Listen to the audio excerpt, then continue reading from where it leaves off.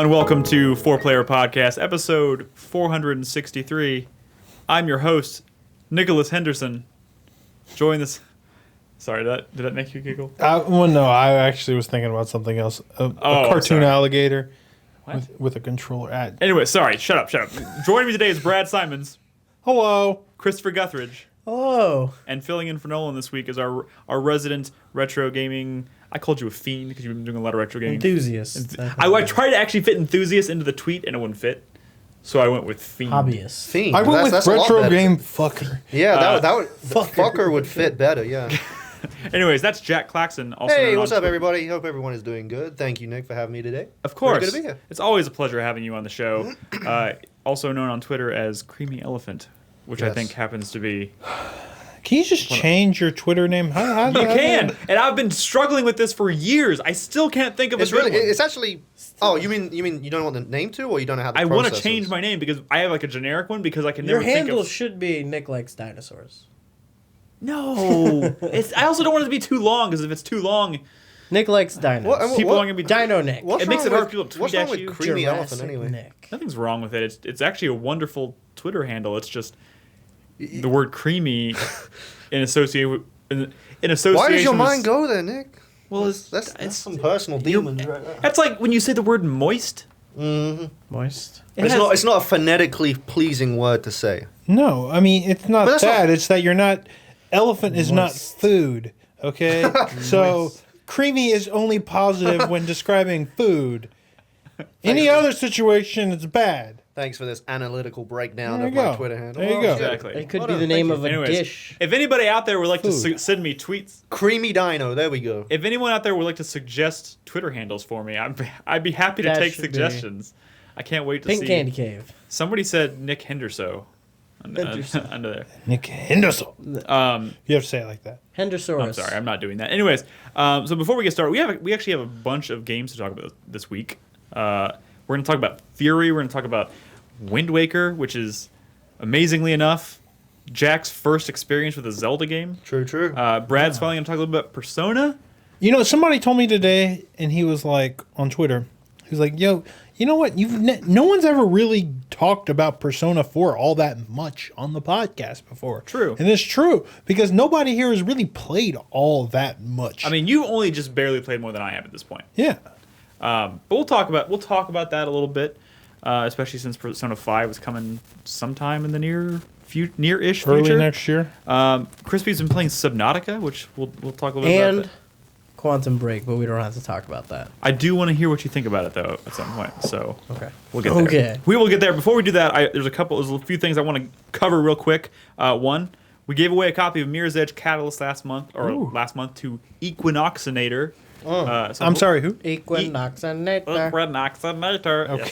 Yes, that's how. Yeah. Jack's like, what is happening right now? We're giving away. Jack! I'm sorry. Not the worst thing I've been called. Your name? I'm sorry. So we're giving away a copy it's July now. It's July. We're doing a game giveaway every single month. This month we're going to give away a copy of Inside on Steam.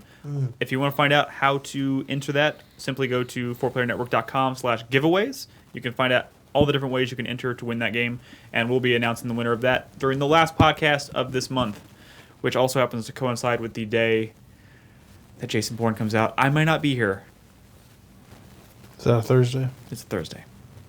I'm sorry. I got distracted. I'm sorry. What else we have? Quick reads. We have a quick read article up. Our first community-written quick read from Prince of the Universe, I think is his site name. But he highlighted a free indie game called Chalk. Check it out. It's on the front page of the site.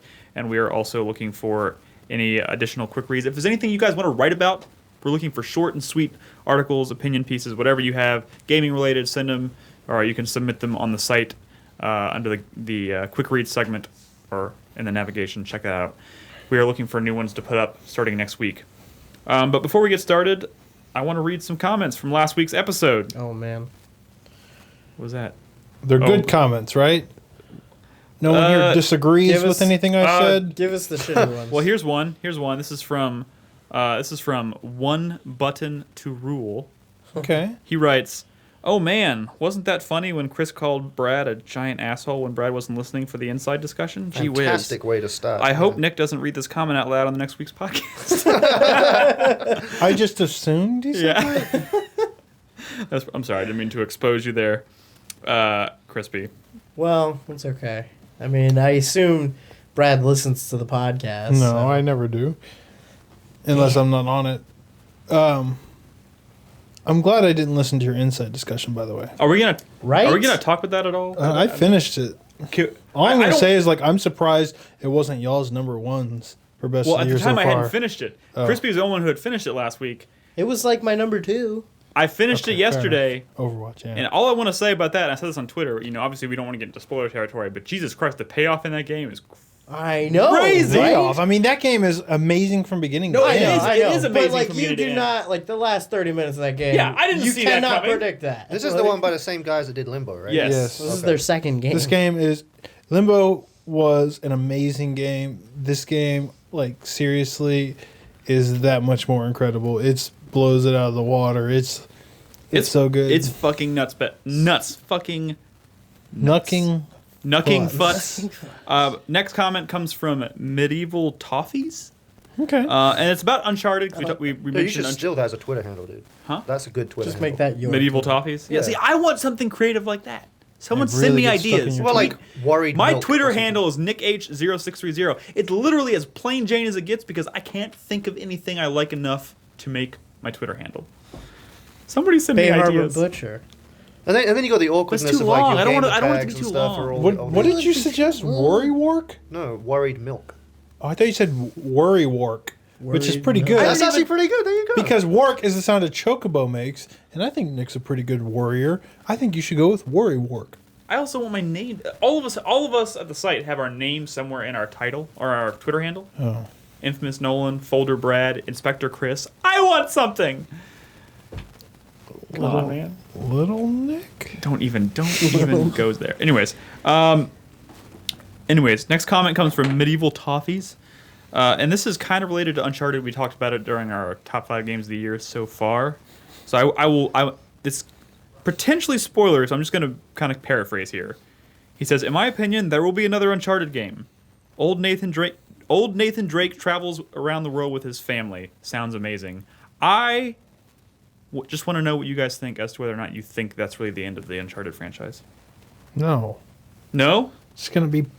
It's fucking Naughty Dog, okay? They're going to do what Naughty Dog does, and they're just going to pass it over to some third-rate developer like they did with Crash, like they did with Jack and Daxter, and... Wait, are you referring to Ready at Dawn? For Um, Jack and Daxter? Because that was the only one that. No. Jack and You're about Ready like at the Dawn PSP was not the gamers. only one who touches You're Jack about and like the Daxter. PSP But game as Jack well. and- but But no, not- there was individual ones. There was like a straight up Daxter game on PSP. Yeah. First of all, Ready at Dawn... Wait, who did Jack 2 and 3? I thought it was still Naughty That Dog. was Yeah, Naughty it Dog. was. The original It was. trilogy was. But Naughty Dog. after 3, they Who passed... came after 3? There was Daxter. Well, that's what I'm saying. Ready at Dawn. It was Daxter. Okay, couple things. One, Ready at Dawn, at least at the time, was not Sony. It was a third-party developer. They also did like Wii stuff, I think. 2, there was another Jack and Daxter game for the PSP, Lost Frontiers or whatever, and that game sucked. And you know the history with Crash. There's been lots of terrible Crash games. I'm just saying, like, I think what we're going to see is maybe them pass it on. I mean... Like a tablet game. Honestly, personally, if they do more Uncharted games, I think the only real important thing there is they give it a lot of time to breathe before they do another one. Like, there does not need to be another Uncharted game for, I'd say, at least another 5 or 6 years. I think we're at going to the get earliest. something like That we got. is not... I think we're going to get something like what we got with Tomb Raider and that Relic Run game on tablet and mobile. Something kind of like that. We're just using the licensed IP name, and that's about it. But I mean, like, look at. Naughty Dog has proven themselves with creating new IP with The Last of Us. Why? And that was incredibly successful. Why do you think Sony wouldn't just say, "Hey, we see you're done with Uncharted. Just come up with something else"? And that No, they do. Naughty Dog does. I don't think Naughty Dog's going to make another Uncharted game. What's the No. question? Sony. If there's going to Well, be it another was- Uncharted game in the Uncharted name. It wasn't really a question. It was more of just he thinks the series isn't over, and of course not. his idea was Nathan Drake travels the world with his family. But I mean, the only Is that all he publisher did? that actually kills successful franchises is Capcom. Everybody else eventually revisits their What about shit. an Uncharted kart racer? I was literally about to be like, but what about fucking Onimusha? Oh, Yeah. that's Capcom. Never mind. Yeah. It's like, hey, this was once successful and it's been a very long time.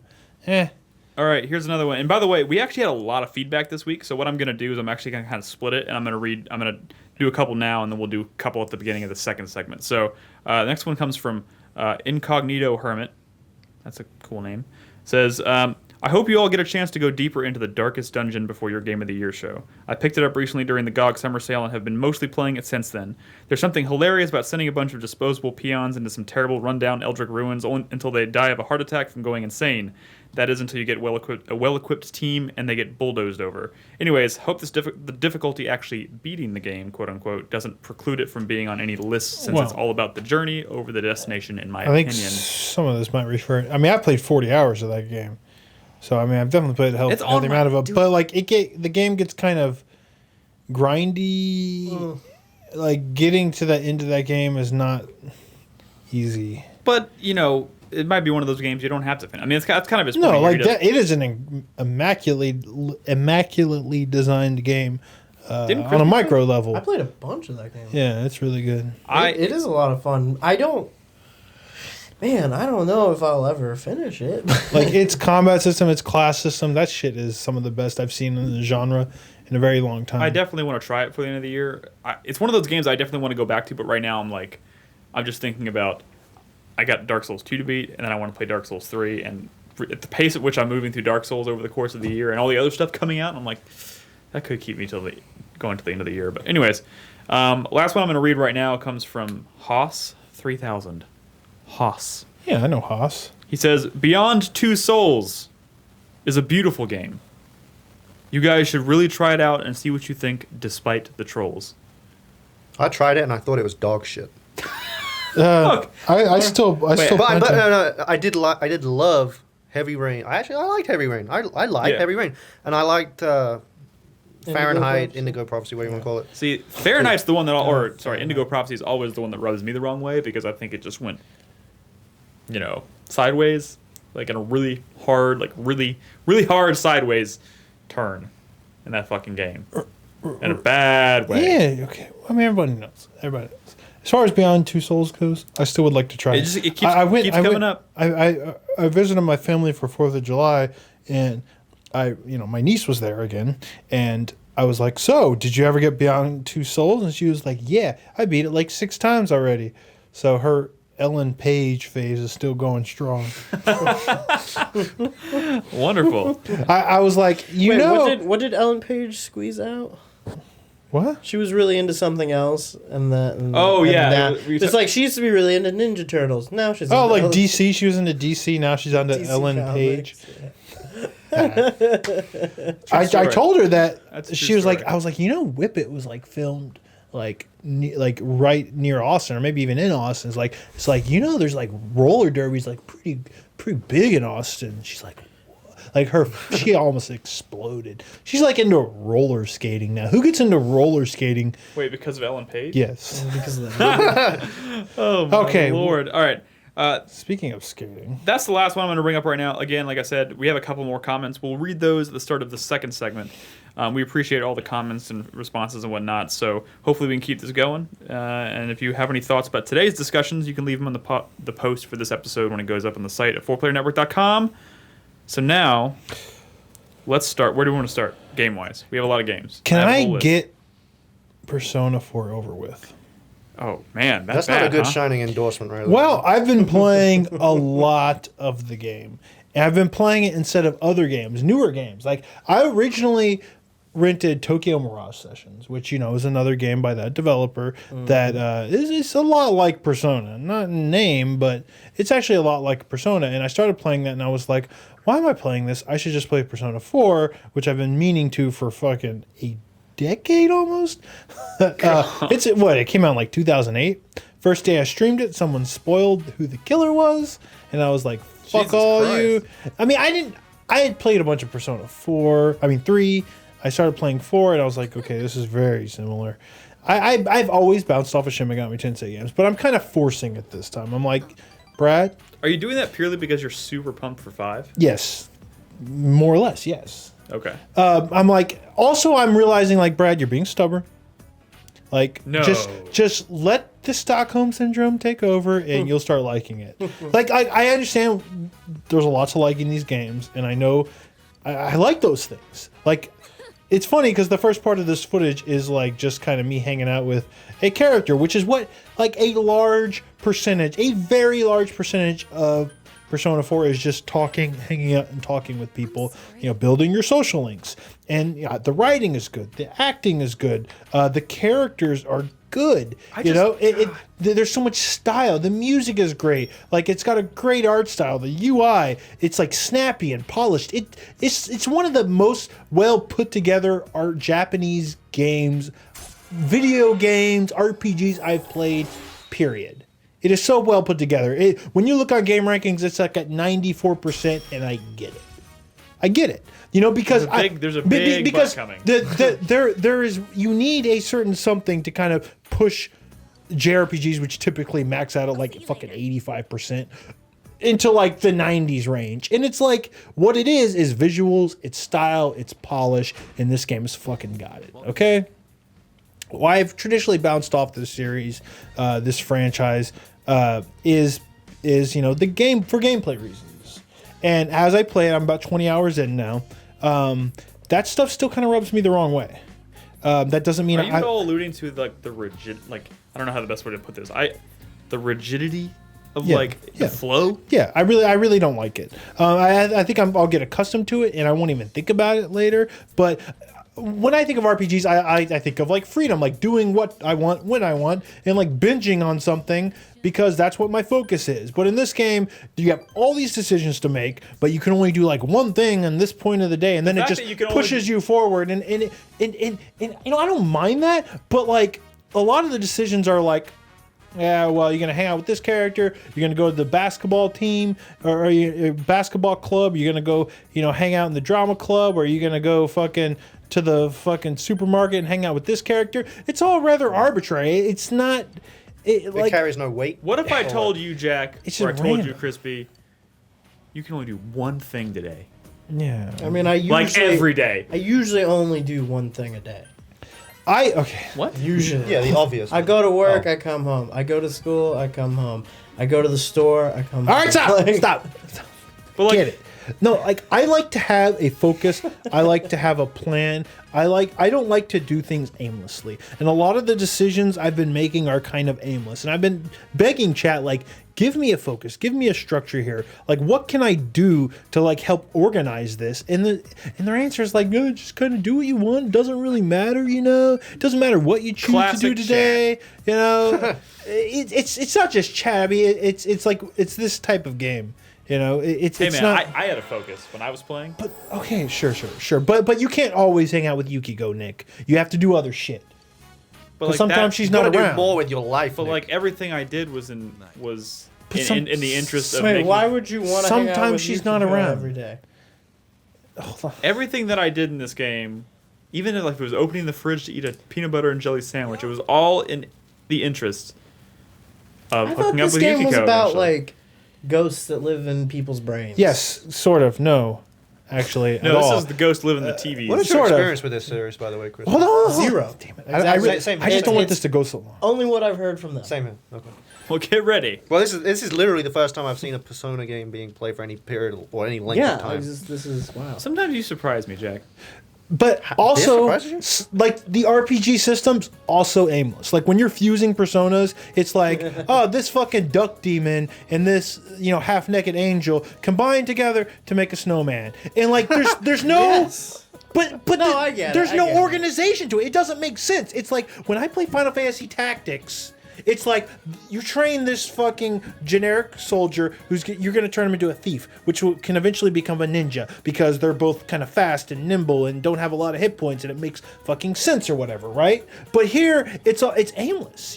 I don't know what skills a persona's going to get. I don't know what I'm going to get when I fuse them, and once I fuse them, like all the skills they're going to get, they're hiding too much to the point where like my decisions don't have much weight to them because I don't know what's coming. So it's aimless. You're like, this thing looks kind of cool. I guess I'll make this. And then when you make that thing, now you have all these new combinations to fuse new personas, and like, when does it fucking stop? Like, I don't know what's good. I don't know what these personas are gonna learn. Like, I can't make a focus. I can't make a goal here. And the aimlessness to the social system, to the the structure of the game, to the RPG systems, like it's frustrating me because I can't organize my I just. It won't let you play the way... It won't let me play the way I could, like, almost any other RPG. And I'd be fine with that if at the end of the day, there was something I can latch on to in terms of gameplay. But then you get into combat in these dungeons, and I think one of the problems with the Persona series that I would really like to see them improve going forward with Persona 5 is that the dungeon design is just kind of... I mean, there's, like, nothing in these dungeons. It's just hallways that are randomly generated, and there's, like, floor after floor after floor after floor... After 10 more floors, so this is until you get to a boss. What you're looking at here is like the hub area that you go to every time. You go into the TV, you land in this kind of area right here, and then you go from here to...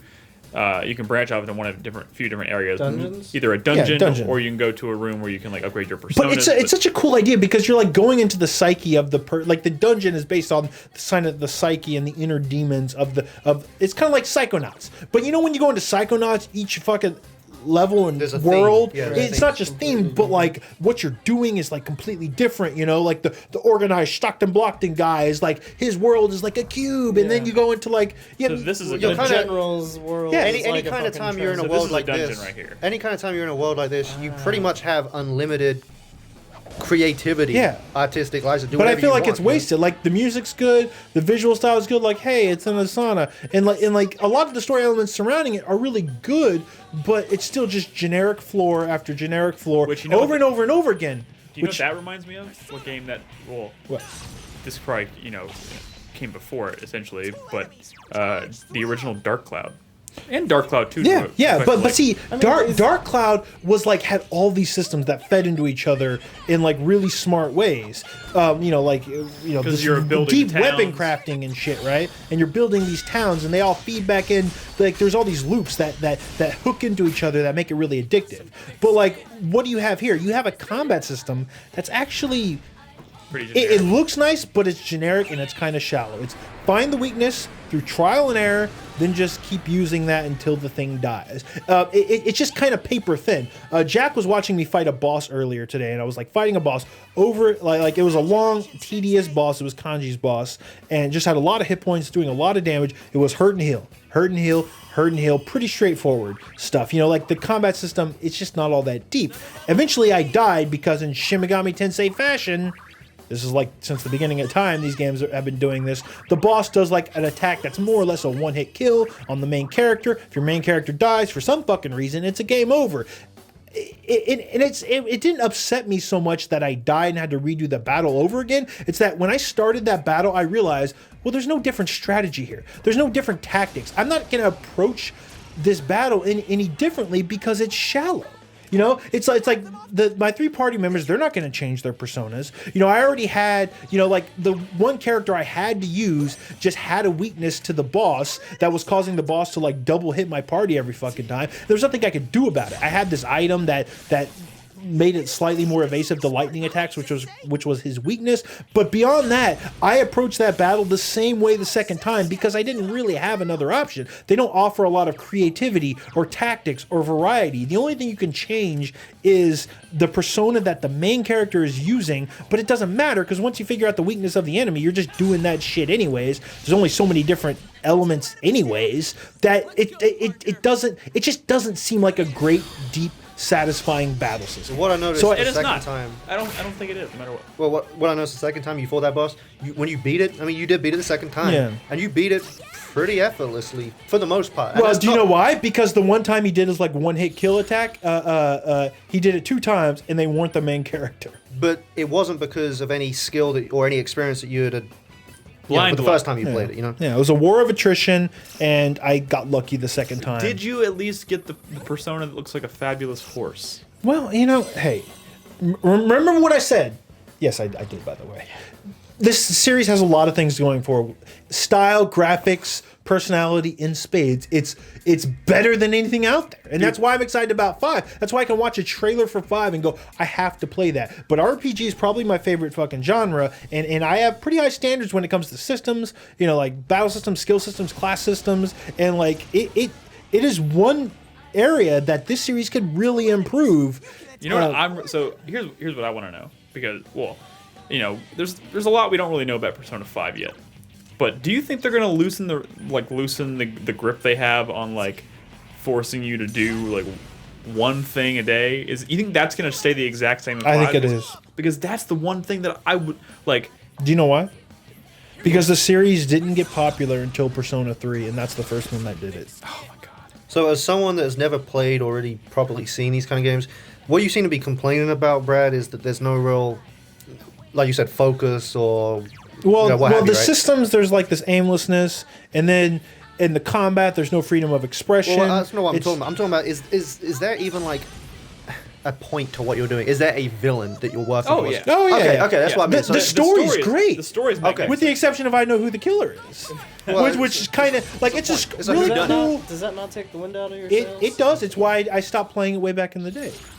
And You know? Because it is a murder mystery that these kids are trying to find out. It's fucking Scooby-Doo, you know, the anime. But like it's the killer is someone you like meet and interact with, and Okay. like I didn't you know even know it's that. okay, sure. But what I'm saying is all right. it does take some wind out of the sails. But you know, to answer your question, like the thing is like. So you are making. So there's a sense of progression, is what I'm getting. Oh yes, for sure. This is very much a story-driven Because I think experience. what people are probably going to get confused with what you're saying is that there's no focus or. He's talking about strictly when it comes to combat. Right. That's what I'm saying. I just want to distinguish that difference. But like for me, and Brad holds combat systems and RPGs really high, like a really high standard. Your benchmark is tactics. Grandia. Go ahead. Sure, but like, and that's I agree with you on everything you said. It doesn't really bother me nearly as much, just because I'm not as big of an RPG fan. Like I don't usually play RPGs necessarily because of the combat systems. I usually enjoy like the stories and whatnot. And the story here is excellent. And the stuff you do outside of combat, like honestly, my least favorite part of this game is when you go into a dungeon. Because they're long and they're tedious too, man. I want to spend 11 floors of this shit before I got that to the should boss. be the most interactive. I want to spend my time in this in Persona, like going around, like exploring this town, hanging out with friends, going to get food, like talking about shit, trying to date the girls in the fucking like. Just It's like But look at something like Elder Scrolls, where it's like it's like you stumble into the Dark Brotherhood and you're like, oh man, this is really cool. I'm gonna like binge and do all this right now because it seems really cool. Or it's like, well, maybe I'll go do a Thief Guild quest or a Warrior Guild quest. You have the freedom to kind of take it in how you want, but it's so rigid here that it can be very frustrating and pacing things as well. So when we say rigidity, like the way this game is formatted, like they're set up into days. So like you play each day, and like certain things You happen do on one certain thing days. So or several you things a wake day. up in the morning, you get ready, you go to school. You interact with people at school. Once you've made your decisions there, you have after school, like in the afternoon. So you can do something. You can join a club Can or you a have a sport. snack and watch TV? I mean, there's can- a lot you could do. You could do your little like after school job. You can just read a book. You can what's just go to stopping- bed early. You know, what's stopping and you it from all just affects doing- these stats that But what's they don't stopping really you from show doing you. all these menial things endlessly? It forces you.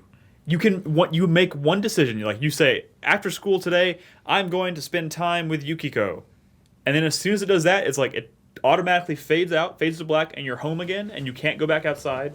But the next day you could do the exact same thing, right? Is there always an option to do like some just like time waster activity? Yes, there is. So you could just completely try your best to like avoid the story. And Yes. just Well, sleep through that's what I'm everything. saying. If I like- remember correctly, there are things that happen. Like you are trying to complete the. Correct me if I'm wrong, but if I remember correctly, you're trying to accomplish the objective or see the end of or get to a point in the story before a certain thing happens. Yeah. So you can see it on the calendar. It's coming up. You have to accomplish. Like if you don't accomplish it in time, I'm not sure what happens if you fail. you have to like redo the week or some shit. Yeah. So you're trying to accomplish certain goals. certain goals to progress the story before a certain event happens, and Which is the it'll death show of you a character. It'll show you like it's a June. murder It'll be mystery. like June 3rd, June 4th, and you see like June 27th, it's like this thing is gonna happen. This character's gonna die, and you have to complete this dungeon and do all this stuff before that date happens. Like it's cool in concept. Conceptually, it sounds really original, but really after several days of rain, that's usually when somebody dies. Like for me, like I think about what I would want from like my perfect Persona game, and it would be the freedom to run around town, interact, maybe have things that happen that are literally on like a time schedule. I think I talked about this in a top 5 once, where I was talking about I want Persona to go open, like fully open world, where it's like the town, the people, everything has a schedule, and like instead of just like fading in and saying, okay, now it's June 3rd, it's like literally there's a day-night cycle and things happen around you. That's kind of like what, to a much lesser degree, isn't that kind of what Dead Rising did? Dead Rising also like Lightning Returns, right? Yeah, Lightning Returns. Like what, say on like a real time, not real time, but you know what I mean? Yeah. A game clock. Both those games, Lightning Returns. It would really Dead raise Rising, the tension too, because I don't feel like there's actually attention attention to the progression of time. That's the worst part of Dead Rising. It sucked in Dead Rising. It was oppressive in Dead Rising. I think the better but the example, idea is smart. Right. I think the better example, honestly, and some people may scoff at this, but is Lightning Returns. I think that handled the time. You're probably the only person that played Mask it. Or Majora's Mask, even, yeah, like that, like those. It's two funny games, I'm saying that because those kind of games stress me out so much. I typically don't play them, but at least it makes more sense for a murder mystery with a time limit. It's almost like this is the opposite end of the spectrum from those games in terms of like how structured, like rigid it is with what you forcing you to do, limiting you what you can do in a certain time, which kind of sucks. But you're gonna keep playing, I assume. No, like I'm gonna get through this game. Well, I'm having a conversation. I threw it away. I'm having a conversation with this character here, and it's fucking great. You know, like the writing is good, the voice acting is good, the characters, the story, like. There are some people who play RPGs just for this stuff, and the gameplay is an afterthought. Like, I feel like those are the people that truly love this game, and that's fine. But I've always been kind of a gameplay first, so it's going to be more of a struggle for me. But you know what? I watched Vinny and Jeff from Giant Bomb play and fall in love with this game. I mean, I didn't watch it all because I didn't want to spoil it at the time. Too. They never played these types of games, but they fucking, by the end of it, they were in love with it, you know? So I figure, like, if they can be entertained, why the fuck can't I? Certainly Brad can. Although I do have kind of a nerd brain. Maybe that's what's ruining this for me. All right. Fuck. Such a nerd. Well, that's Persona 4, and I'm sure we'll be talking about Persona more and more as Persona 5 gets closer. I want to jump to Jack, though, because you're our esteemed guest, and I am still completely baffled by the fact that you have never played a Zelda game before. Ever. In fact, actually, speaking of other series I haven't started till just recently, my first proper Mega Man game was Mega Man Legends. I've never played a Mega Man which game I know in my isn't life. like the main kind of series. I get all that, but I think that's far less shocking than Zelda. So, obviously, Zelda is a juggernaut series. You were talking to me today about playing a game that involved being a tractor simulator. It was like a digger. We can't go into that. We have no footage. I know, but I would love to get footage of that because that is hilarious. He's played the tractor simulator. He hasn't played Zelda. Because I have trouble committing myself to long games that I haven't played. It's really strange. Like I said to Brad, I've kind of amassed a pretty good, extensive PS1 collection. And I say PS1 because it's just my favorite console, my favorite era, and I don't have any high-speed internet, so I have to kind of stick to these kind of games. So the game in particular that I have just started, the Zelda game in particular, is Wind Waker. I've decided Wind Waker because I have a GameCube, and you're playing the GameCube version. Okay. Yeah, I play it on the GameCube. Which is still That's great. what he does. Which is great. Though. Yeah, I play the original games on the original system on a big bulky fucking TV because I don't know, I'm a purist, asshole, whatever you want to say. Now, I've decided that's the best way to play the old games. I mean, that don't have HD remakes. Right. And the reason I picked Wind Waker is simply because my girlfriend had 2 copies of it. She had the Wii U remake and the GameCube one. Oh, so you had the Wii U remake in your possession? No, I don't have it. My girlfriend has it. She lent me her copy of the GameCube one. And see, here's the reason why I'm started with this one, or why I've never played one rather, is because I just never grew up with Nintendo stuff. In Europe, Nintendo wasn't that big at all. It just wasn't. Everyone was typically Sega, and then you went to PlayStation, typically. And I was one of those people, like many, that never really had a Nintendo console. In fact, the very first Nintendo console I owned was a GameCube, and that was purely and only to own the Resident Evil remake. The only things I ever owned on that system was Resident Evil Remake, 2, 3, 4, and Code Veronica. That was it. Never played Sunshine. To this day, I've still never played Super Mario Sunshine, which I'm probably going to get to after I complete this game. So, are you making a point to try and play more Nintendo games? No, not even so much that. It just, I don't know. I've always been curious about the series. I found out that I like playing games after a lot of the hype has died down, because I'm not tending to side with one side of the bandwagon or the other. I like to wait for the hype to die down before I really kind of get in there and molest it. Yeah. Whoa! You gotta strike while no one's looking, right? Yeah. You gotta wait till the hype dies down. Oh my god. Wait till the hype dies down, and then I want to really get in there and fuck with it. So that is Wind Waker for me. And I gotta say, like, I guess it's the Wii U footage. I think just for convenience. this is definitely the Wii U footage, but I think you picked a really good like standalone. See, that's I've been hearing mixed things. I know Brad's probably gonna say Link to the Past. I know some people have said Twilight Princess. Yeah. But and I get that, probably really good games. This one was always the most interesting to me. I don't know, maybe because of the art It's style. definitely the most eye-catching. Absolutely. Sure. I think also like you could say Ocarina of Time, you could say but like if I said Ocarina of Time, there would be this like if you play that, you kind of feel obligated to play Twilight Princess, or if you play Twilight Princess, you're like that feels kind of like a sequel to Ocarina of Time. This one It seems like the middle ground. This one feels like a standalone experience. You could if you never played another Zelda game in your life and you played Wind Waker, that'd be cool. I mean, you can kind of say that about any of them, though. I would never recommend only playing one Zelda game in your life, but if you did, this one would be a good one to choose, in my opinion. This one, like I said, has always just been interesting to me, and I'm glad I started because, just as I suspect, I mean, I'm not completely ignorant. I've seen Zelda games before. I've seen quite a lot of Ocarina of Time, and I've seen quite a lot of Link to the Past, and a whole bunch of Mario games that I've never played before. But this is the first one I've really started, and I fucking love it. It's damn good. By the way, this footage is me looking like a fool trying to get this. Thank you for recording that footage, by the way. Well, this could be me. Oh no, you did this recently? Yeah. Okay. But yeah, I'm not too far in. I'm only on to like the second dungeon, which is the Dragon's Roost. Yes. Yeah.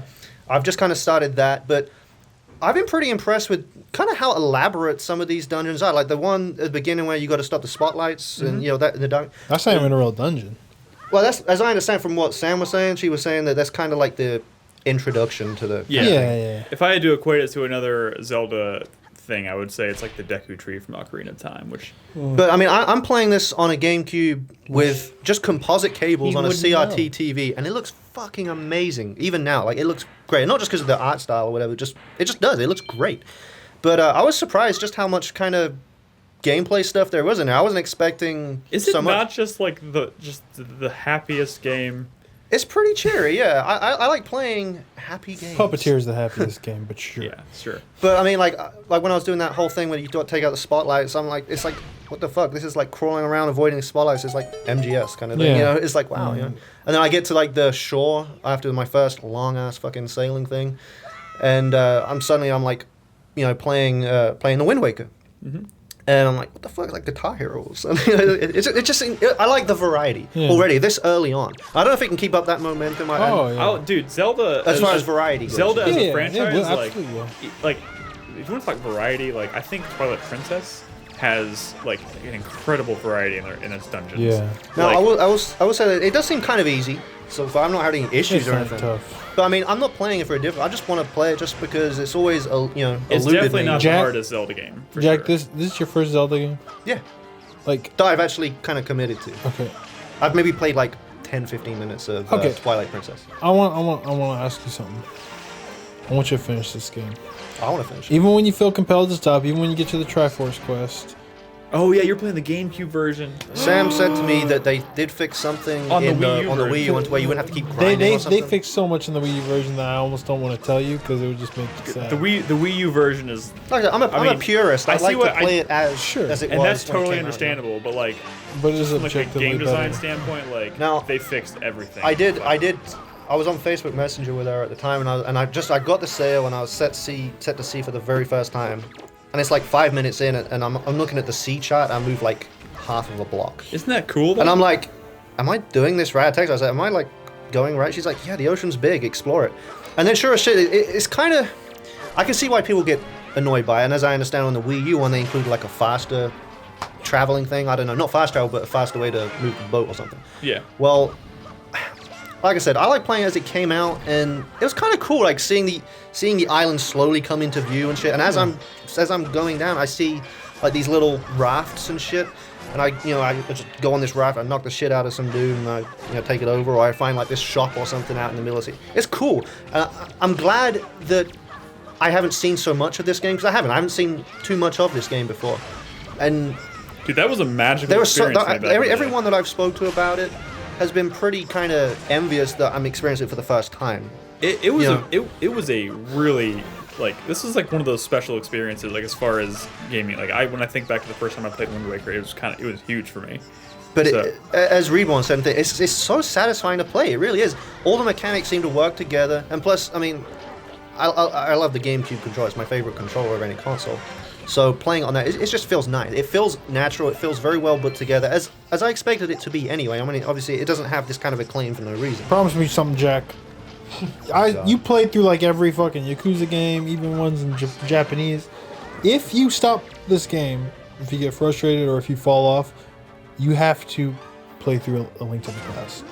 So like, if you can't, if you can't get through this game, or like if you do finish this game, I did it in one sitting, Jack. I think that's where you don't have a 3DS, right? No. I can get one. I can borrow one. You like the old stuff anyways. Yeah. Get a Super Nintendo or get your Super Nintendo out.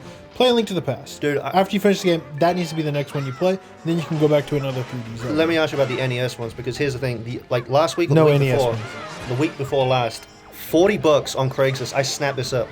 An NES looked brand new with a zapper, with an Advantage, with like 2 controllers, like 6 or 7 games. Had all the like accessories and shit with it, and an like Atari 2600 with the fucking joysticks shit. $40 the whole lot. I snapped it up. Boom. Very first time I've ever played Mario Brothers 3.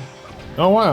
Yeah. So like I'm experiencing all this Nintendo shit like in an influx. NES, there's some fine games on there. Sure. But what was Zelda? Don't go back to the original. Not yet. Yeah. That is like historical study or something, But like you need to go back to A Link to the Past. No, I don't own a Super Nintendo or anything like that. Oh, you don't? But no, I don't own a Super Nintendo. I would of course recommend playing Ocarina of Time because it is my favorite. But then I gotta get a 64. But you can play. You have a GameCube. You can buy. There's a GameCube. Oh, they did release those, didn't they? Yeah. Play it on a Game Boy Advance then.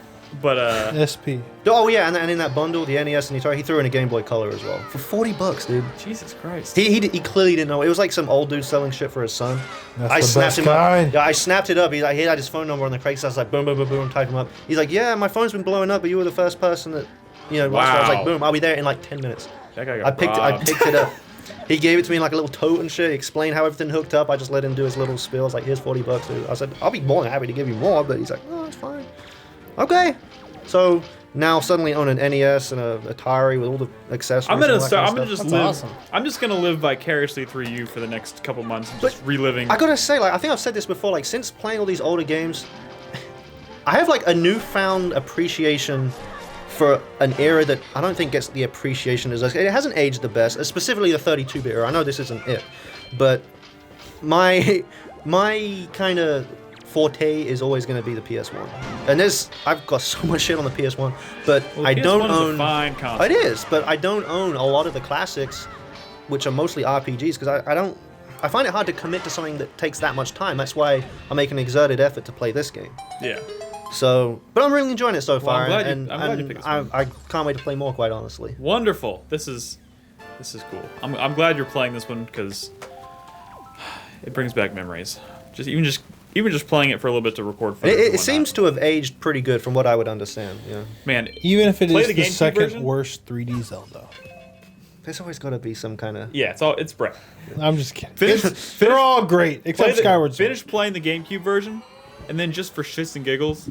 I think Sam has a Wait, so you're saying all the other 3D Zeldas except for Skyward Sword are better than this? Yes. All of them without exception. Well, I mean, I can't. I think that's discounting beautiful. That Majora's is up Mask for debate. because I've only ever gotten through like half of that game. Go back and play the Wii U version just for a Twilight Princess is better than this? Yes. I think Ocarina of Time and Twilight Princess are better in this game. That's well, essentially what I'm saying. The only I do reason- agree with him on this. The only reason I won't play Skyward Sword is because of the Wiimote, and it's just that simple. The Wiimote to me is the worst controller for any home console ever, and I cannot stand playing with it. That is Skyward Sword. It is a pile of panda shit. Skyward Sword is the only Zelda game I would ever tell somebody it's probably cool if you just don't play it. Like I think it is enjoyable enough. Like it. How the fuck is he moving this quick? Is that part of the Wii U? That is part of the Wii U version. You don't even have to direct the wind. Direct the wind. I don't even do that shit. Oh, you don't do that yet. There is so much tedium in the GameCube version of Wind Waker. Dude, I had my finger on like the cruise trigger, I guess the right trigger, and I'm like texting in one hand as I'm like, she's like, "Are you there yet? Are you there yet?" I'm like, oh it took me like a good 10-15 minutes to get to the first That's probably worth some money, Chris Davis. Okay, I just want to say, real quick, since we talked about Skyward Sword, and I don't mean, like, that game is definitely the worst 3D Zelda. Still a good game. It's still a good game. It is still worth any, like, but a lot of it's because Zelda of the Wiimote, though, right? Time. No? Actually, I think the problems with Skyward Sword have nothing to do with the Wiimote. It's actually everything to do with, like, the weird structure of that game. And I remember seeing you play, because I lived when it first came out, and I just see you fucking trying to do this, like, flying through ring shit. Oh, God. And you'd, like, going crazy with the Wiimote. That was awful. But no, I'm really looking forward to playing more of this, and I'm glad that I have started. It's like something that I've always been meaning to do, and crossing it off. It's my very first one. I think I could do a lot worse than Wind Waker. Sure. Yeah, you could play Skyward. Like if you had, I would have stopped you immediately if you had told me you were playing your Skyward Sword as your first Zelda. Wait. Revon says, "Did you try equipping the sail?" All I did is I went to the first town. Okay. I got followed by a bunch of kids. They pissed me off. I don't think Reborn realizes you're playing the GameCube version. Yeah.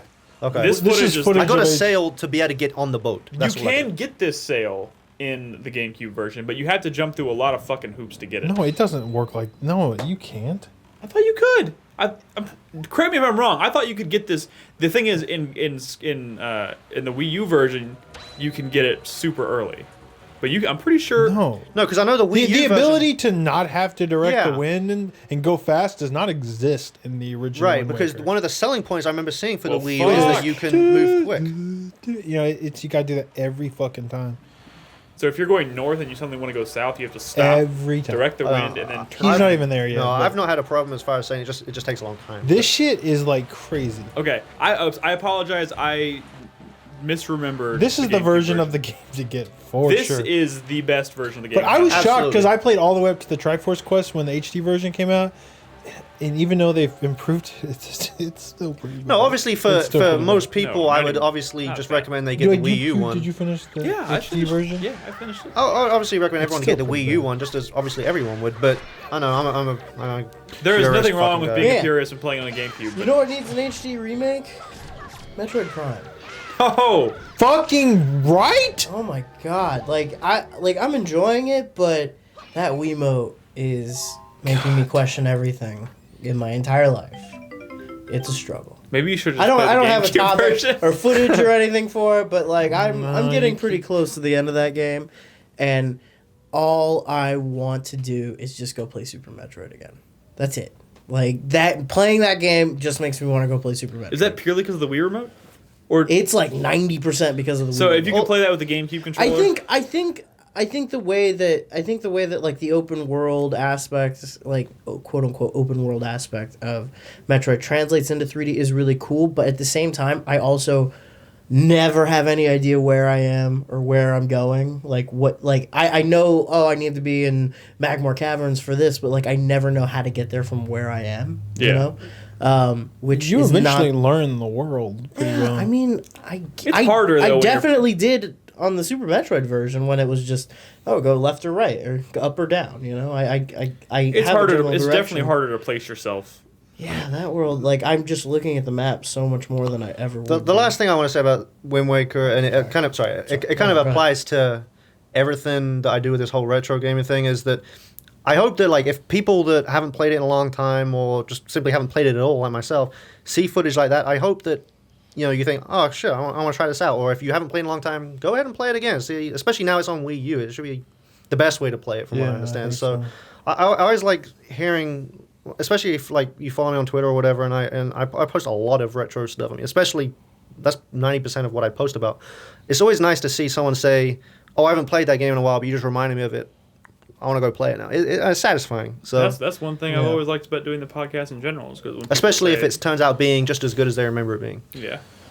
Well, after you finish Metroid Prime and then Aria of Sorrow, Castlevania Aria of Sorrow, then you can play like Zero Mission, which is another 2D Metroid game like Super Metroid. Did y'all decide that Aria of Sorrow was next, or did Brett? I think so. You squeeze could, that in? getting on your Wii I've U, been right? talking about doing Aria of Sorrow for a while, and I either bought it or favorited it on the Wii Shop channel. I can't remember. Yeah, it's on the Wii U. No, I actually went through the Wii U Shop channel, and I was marking every like Game Boy Advance and like Super Nintendo and DS and everything they had on there that I wanted to play as part of this like Metroidvania thing. I went and marked it all. So I've got a list. I'm working through it. Cool.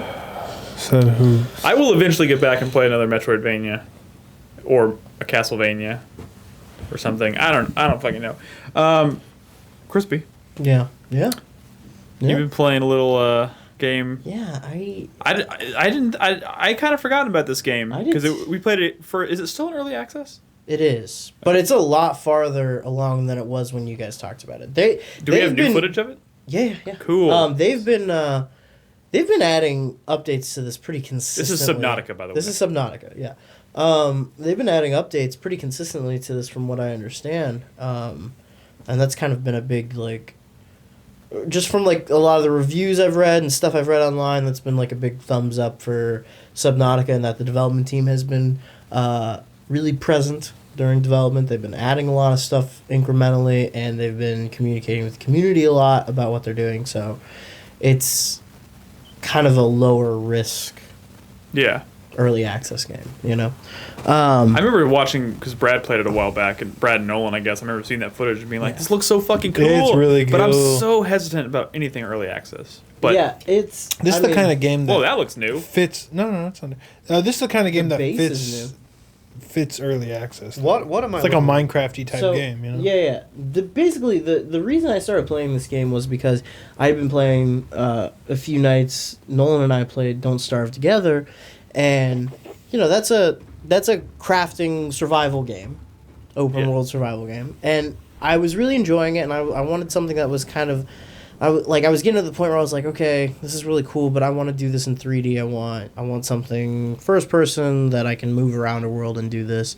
And like I thought about fucking buying Minecraft even at one point, but I did not do that. Instead, I went looking through the shared games on the Steam library, and I saw that Nolan and Brad both had Subnautica, and I was like, that was a crafting game, right? I booted it up and fell in love with it. It's pretty good. Are you underwater at night right now? Is that what we're looking at? Yeah, this is nighttime. Did you get your little submarine? I've got the little like skimmer that you hold that flies you around. Oh. I don't have a submarine. I only just got my vehicle bay set up. Well, you seem to be going hard on base building. You need to get your little sub. Well, I set up the base just because it gives me more room for more room for like containment, because I have a lot of materials where like I still don't have the layout of the surrounding area down very well, so I don't always know where to go to look for materials. Mm-hmm. So if there's something specific I'm looking for and I go out looking for it, I usually end up finding a bunch of other stuff. It's like, oh, I need quartz, but there's no quartz over here, but there's a shit ton of debris. There's a shit ton of like acid mushrooms, which I use for making batteries. So I collect what I find, take it back to the base and store it. And I'm kind of stockpiling right now. What's your graphics card? I think it's a 780. Okay. I think. I'm not Okay. sure. I'd have to double check. My computer struggles to run this game. I think they've want a optimized it a graphics card. little bit, but Yeah. I don't know. This room I'm in right now, by the way, looks completely different now because I've actually added a water purification system and a generator in the center of the room that you can. It's cool. So like, so your base needs power to operate, right? So there's a whole bunch of new items that you can build that generate power and use power, and you have to keep your base has to be generating more power than it's using, or else everything shuts down, right? Yeah. So like one of the items I built is a giant generator that all you have to do is put plant matter into it and it turns it into energy. So that's a really there's a lot of interesting ways to generate power. So like at first I was running the whole base off of solar panels, but that doesn't work so great because at night they stop charging, so you start losing power at night. Yeah. So I was exploring other options, but the exploration really comes into play in that you need blueprints to make everything. You can't just like guess a recipe and then it unlocks it for you. Like yeah, you have to already you have to go find it. So to do that, you have to build a scanner, and then while you're exploring, you'll find these little items. They look like lock boxes or like little safes. You scan them. Those are always fragments of like a piece of technology. Once you scan enough fragments of one specific item, it unlocks a blueprint for you, so you can start building. So I'm in this weird position right now where like my next step is to build a submarine so I can go on like long range expeditions, basically. Deep down into the earth. Deep down. Underwater. I can go fucking crazy. Because right now I have flippers so I can swim faster. I have an oxygen tank so I can stay under longer. I even have a little skimmer that drives around so I can reach farther areas. But I'm at the point where I've explored most of what is within an acceptable like swimming range, and now I need to expand. And I'm trying to get enough materials that I can build a little sub. Some of the crazy stuff that they've added, like you had the little skimmer before, but now those things run on batteries. It's powered now, so I have to keep crafting batteries was it to run before? it. It used to be infinite. So was the sub. But when Brad and Nolan were playing before, the crafting was limited basically to vehicles and like tools that you would use, and some consumable items, I think. But now everything's centered around like building a base and like building permanent structures and putting appliances in those structures that do different things. So I've kind of been starting there.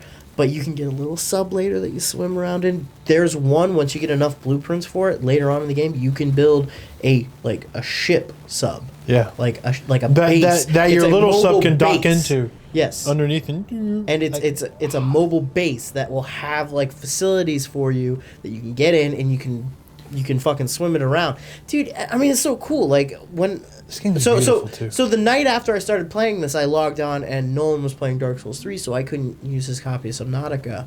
So I was like, fuck it. It was on sale because Steam Summer Sale for like $12. I just bought it. Hey, real quick, Sean I Guess just subscribed. Thank you, Sean I Guess. Nice. I guess. Sorry. Continue.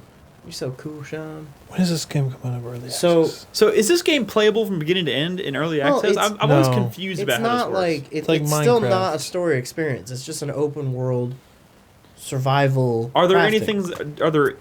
Can anything like attack you or hurt you? Yeah. Oh yeah. There's plenty of hostile sea life.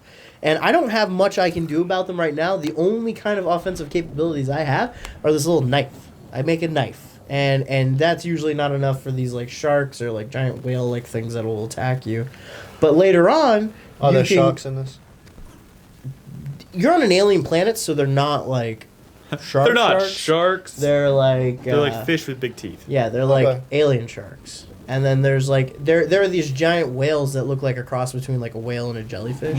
That are like really crazy. This kind of stuff's awesome looking. Yeah, this game is beautiful. I mean, it's really cool. I've never even heard of this before. It's really zen too. It's fun to just go around, pick up shit, craft shit. I'm kind of plateauing where I'm at right now. Just like the materials I need to progress are far enough away that going out for them is like kind of a real pain in the dick. But once you get to a certain point, I mean, you can build these subs. You can build weapon systems for the subs. Like I found like torpedo plans. Like I'm nowhere near being able to utilize them, but I've started to find like weapons and stuff like that. Once you get the base set up, like some of the trailers even that they just have on the store page for this show like advanced bases, like people who have built crazy shit.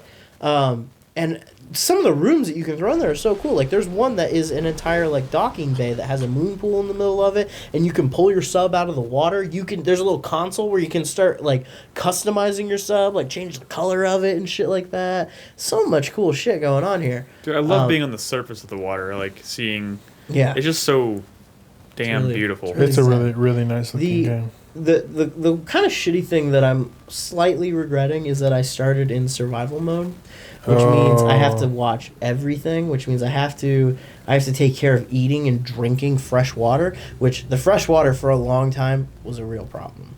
I'm finally at a point now where I have a machine that automatically just generates fresh water, and I'm wearing a suit that returns moisture from your body to you. Bear Grylls that bitch. Yeah.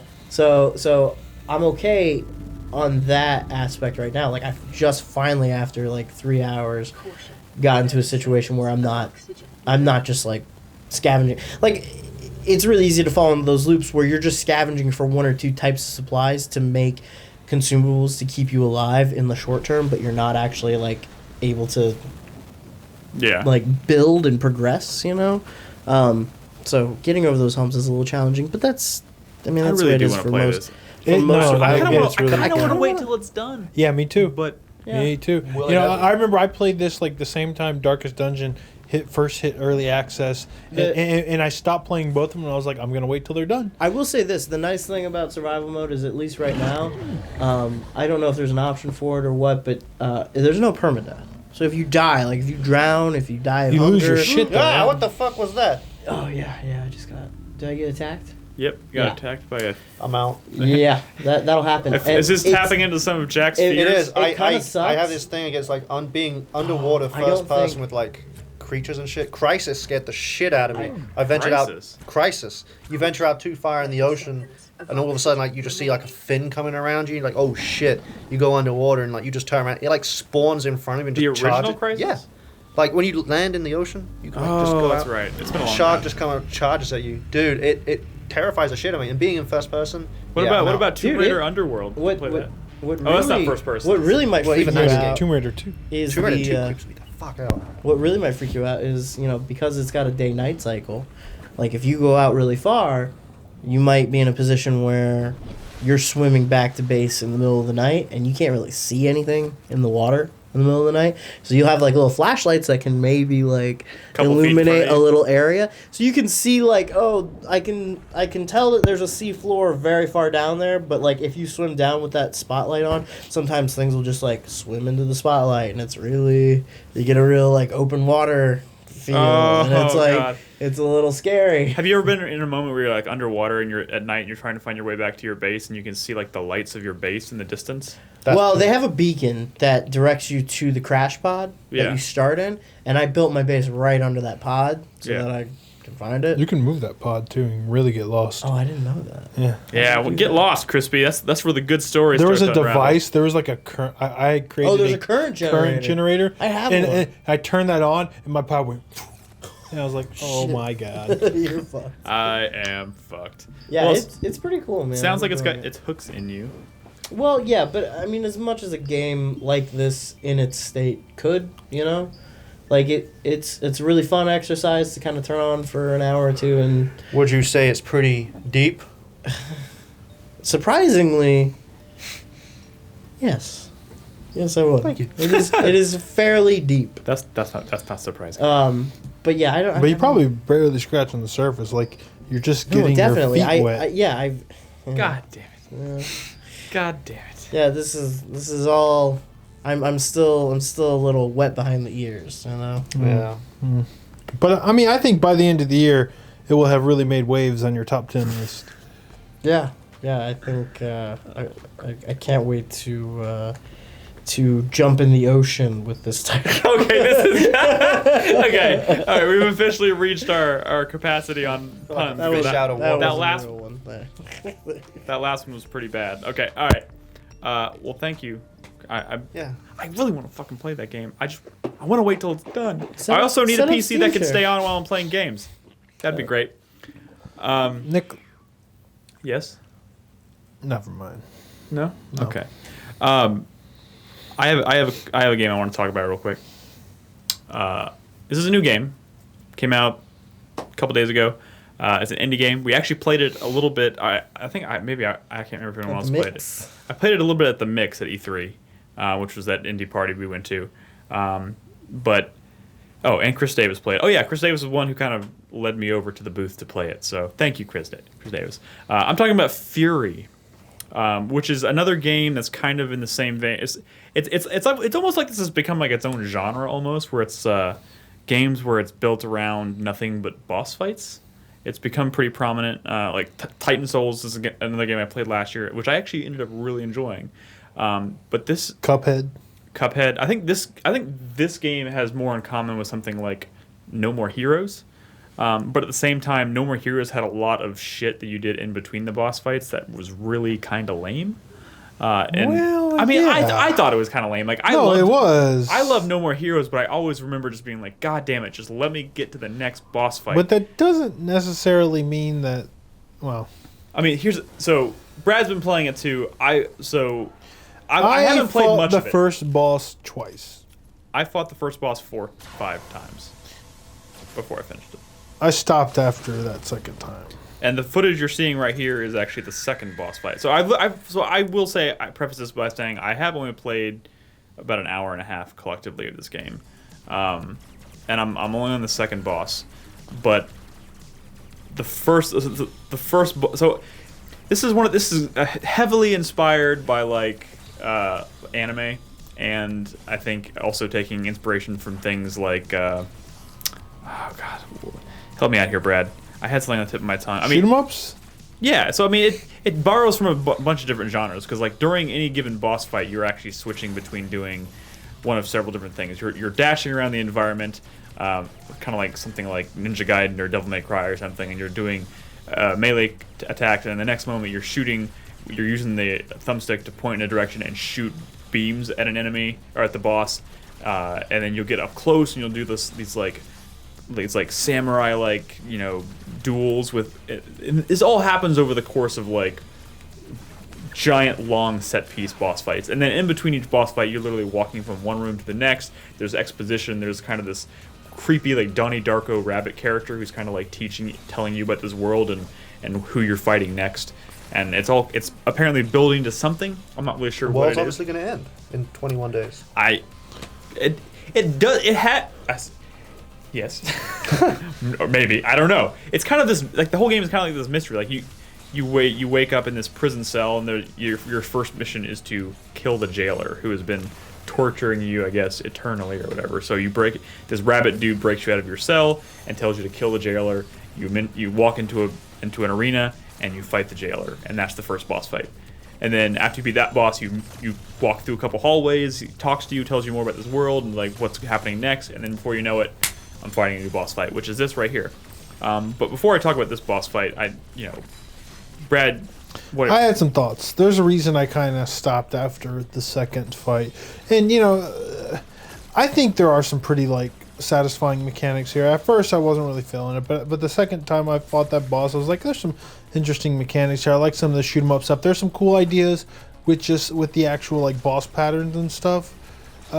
I guess my big problem with it is that they're very long, drawn-out fights. They are very long. And honestly, sometimes they don't get even that difficult until like there's like they have fucking like 8 life bars. Okay, so and like sometimes they only get difficult on like the final 2. Okay, here's but there's no checkpoint. Okay, yeah, there is no checkpointing. You have to beat a boss. If you die, you have to start all over. Here's Yeah, one thing. Here's One thing I didn't do it realize again. until a couple tries in, and you may have realized this before I did, but there's heal. a little bit of a tug of war going on in these boss fights Yeah. because you both have. So you have about 3 life bars. He has the boss. At least the first boss has 8, and you are constantly like you'll see these little squares that appear that represent how many bars, and you have to deplete them that many times, right?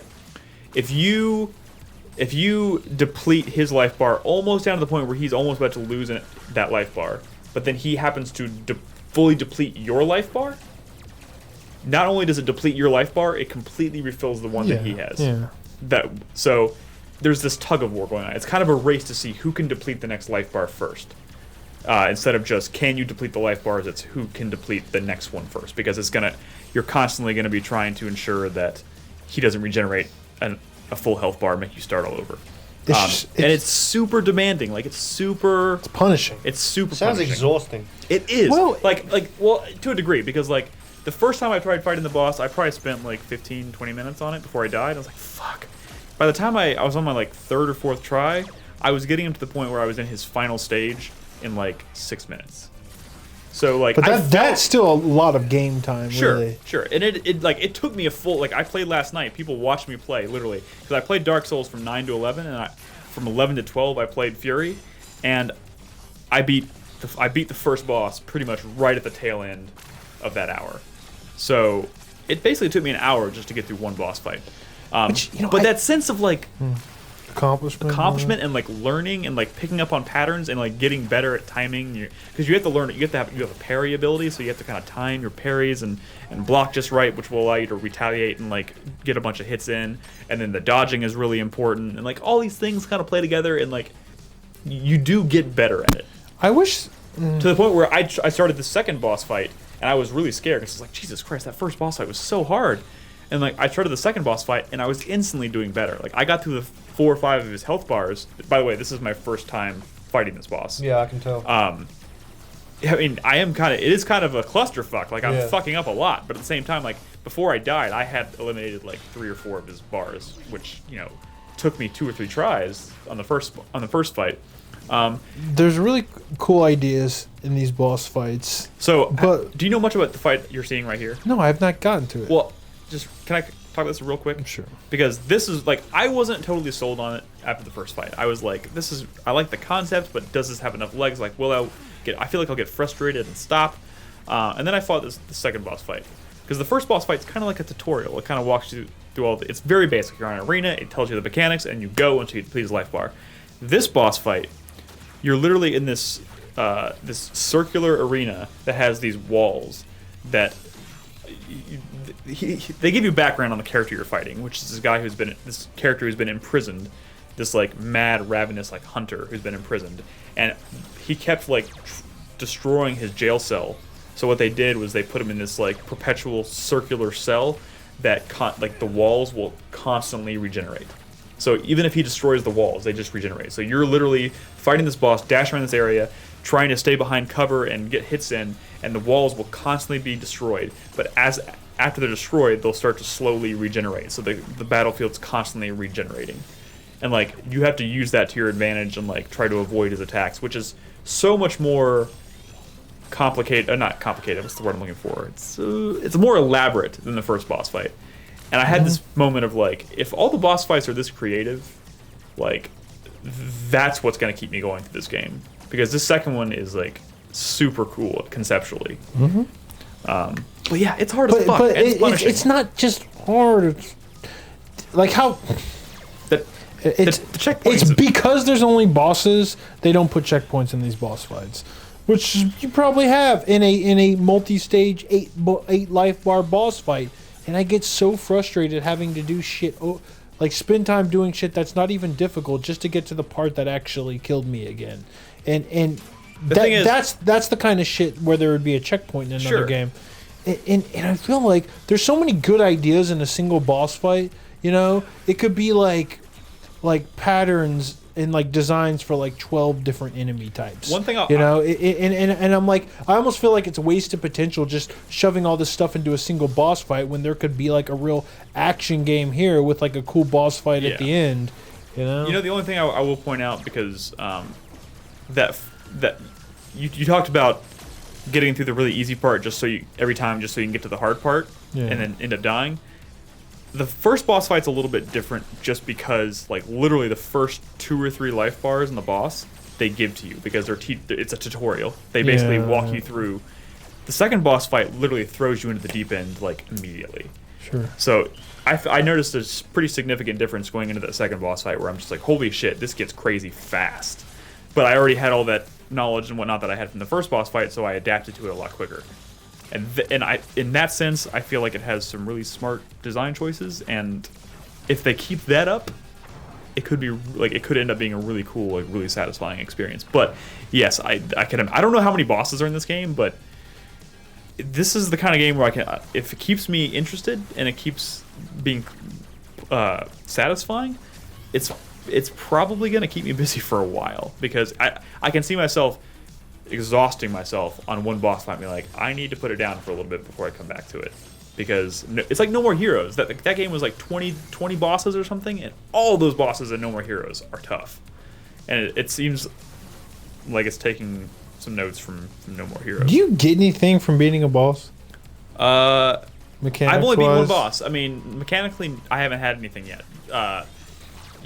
I would say the story and like the presentation is really cool so far, and that like the exposition that you get, like the cutscenes in between that lead from one boss fight to the next are satisfying. Mechanically, I've only gone from 1 to 2, so I haven't had. Another game that was just boss fights was this game called Malicious, but that was kind of like Mega Man style, where you would actually get like a little ability every time you finished a boss. I kind of wish there's something like that here. Yeah. But you could also tackle them in any order like Mega Man. Yeah. So I kind of hope they give you different mechanics. I was kind of surprised because I was like, well, if these are all the mechanics, and then there's just a bunch of bosses using these mechanics, I feel like it's going to get pretty old. But like, just this one boss fight going from 1 to 2 seemed like a pretty significant step up in terms of like design. That I was like, okay, I can see how they could use the environment and the actual boss itself to make the fights interesting. So. That's Furi. I would recommend it, but be prepared. It's fucking rough in terms of difficulty. I would say, Brad, try and finish the first boss and get to 2 and see if your opinion changes. It's just I literally died on the same life bar. Like the very first time I got him down to 2 life bars, and then the second time again, and I was like, God, dude, this I'll warn you now. So frustrating. The last life bar at least on the first boss, and I think someone told me this is usually the case. It's like survival or puzzle. I saw that yeah. tweet, and that made me want to play it even less. Like he stands in the middle, and like, do you remember what game was that?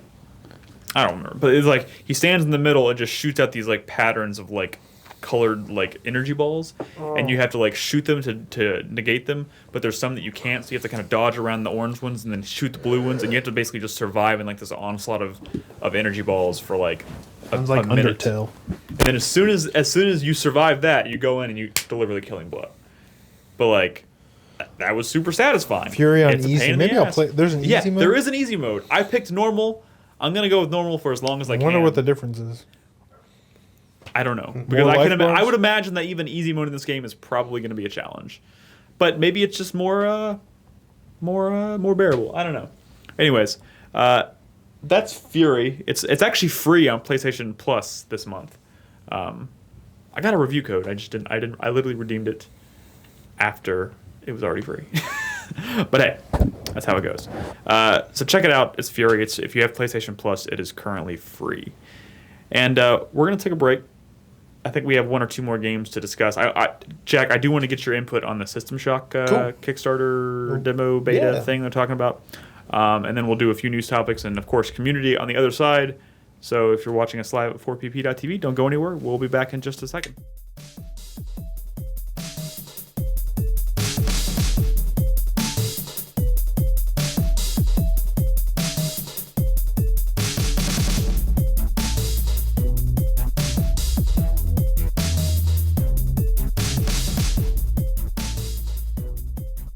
You know, Krispy, I fully expect next week you to bring your full impressions of Pokemon Go.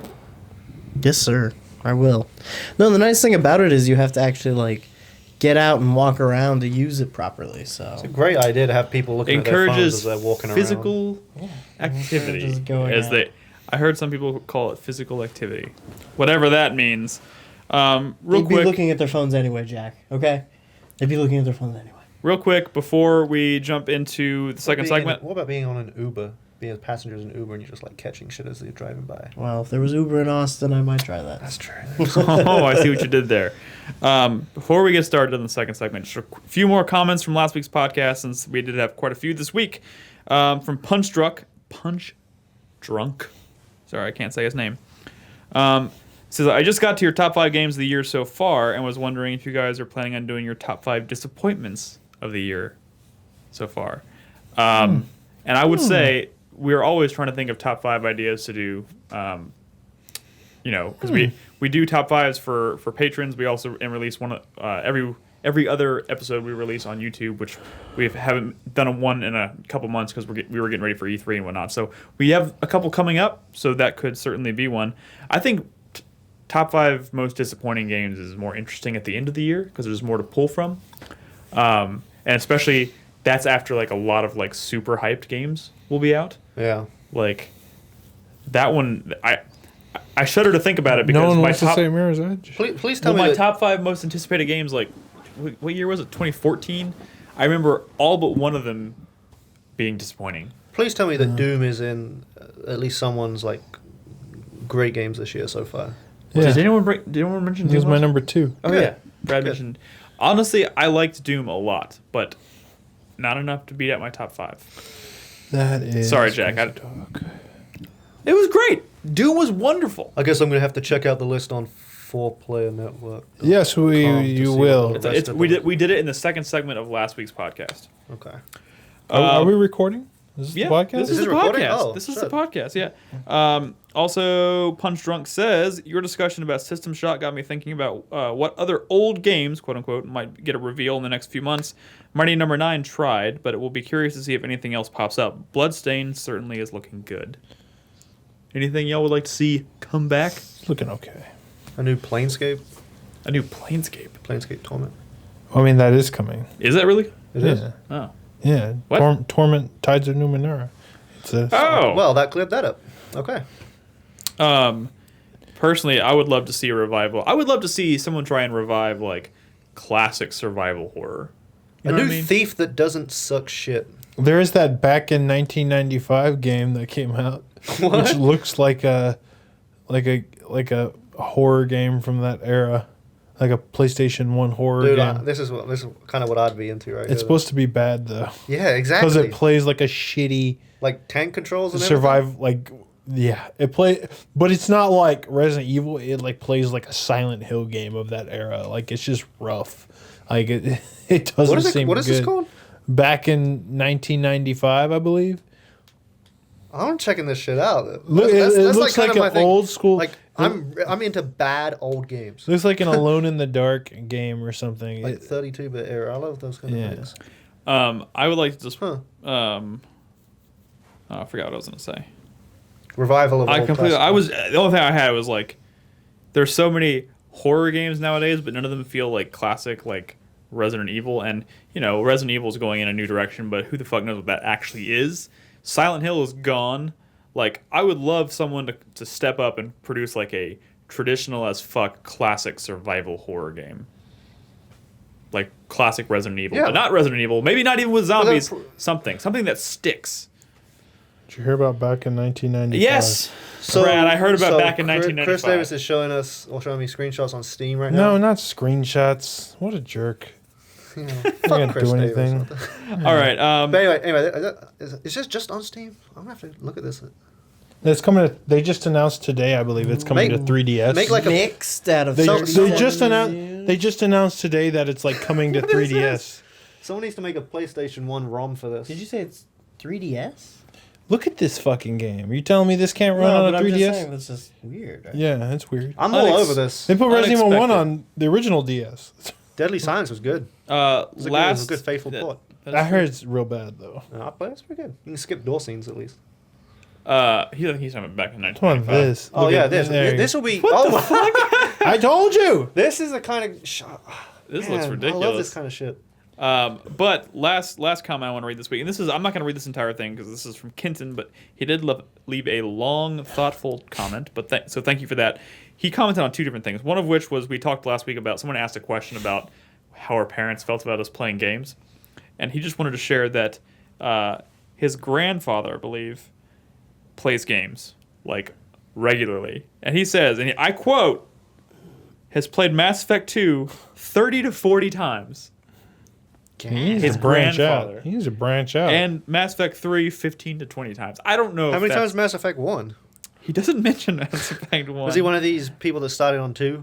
I mean, it's...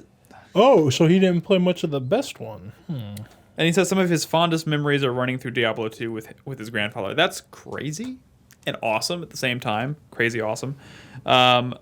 He also wanted to just comment briefly about Uncharted 4. He says, I'll preface this by saying I only played Uncharted 2 before this. No reason to why I skipped 3. I just got busy, I guess. Anyways, I found the story, particularly the ending of the actual pirate story, to be a huge drag. I won't say how it ends, but it just kind of ends. What? Maybe I'm maybe I'm the odd man, but I liked the supernatural ending of 2.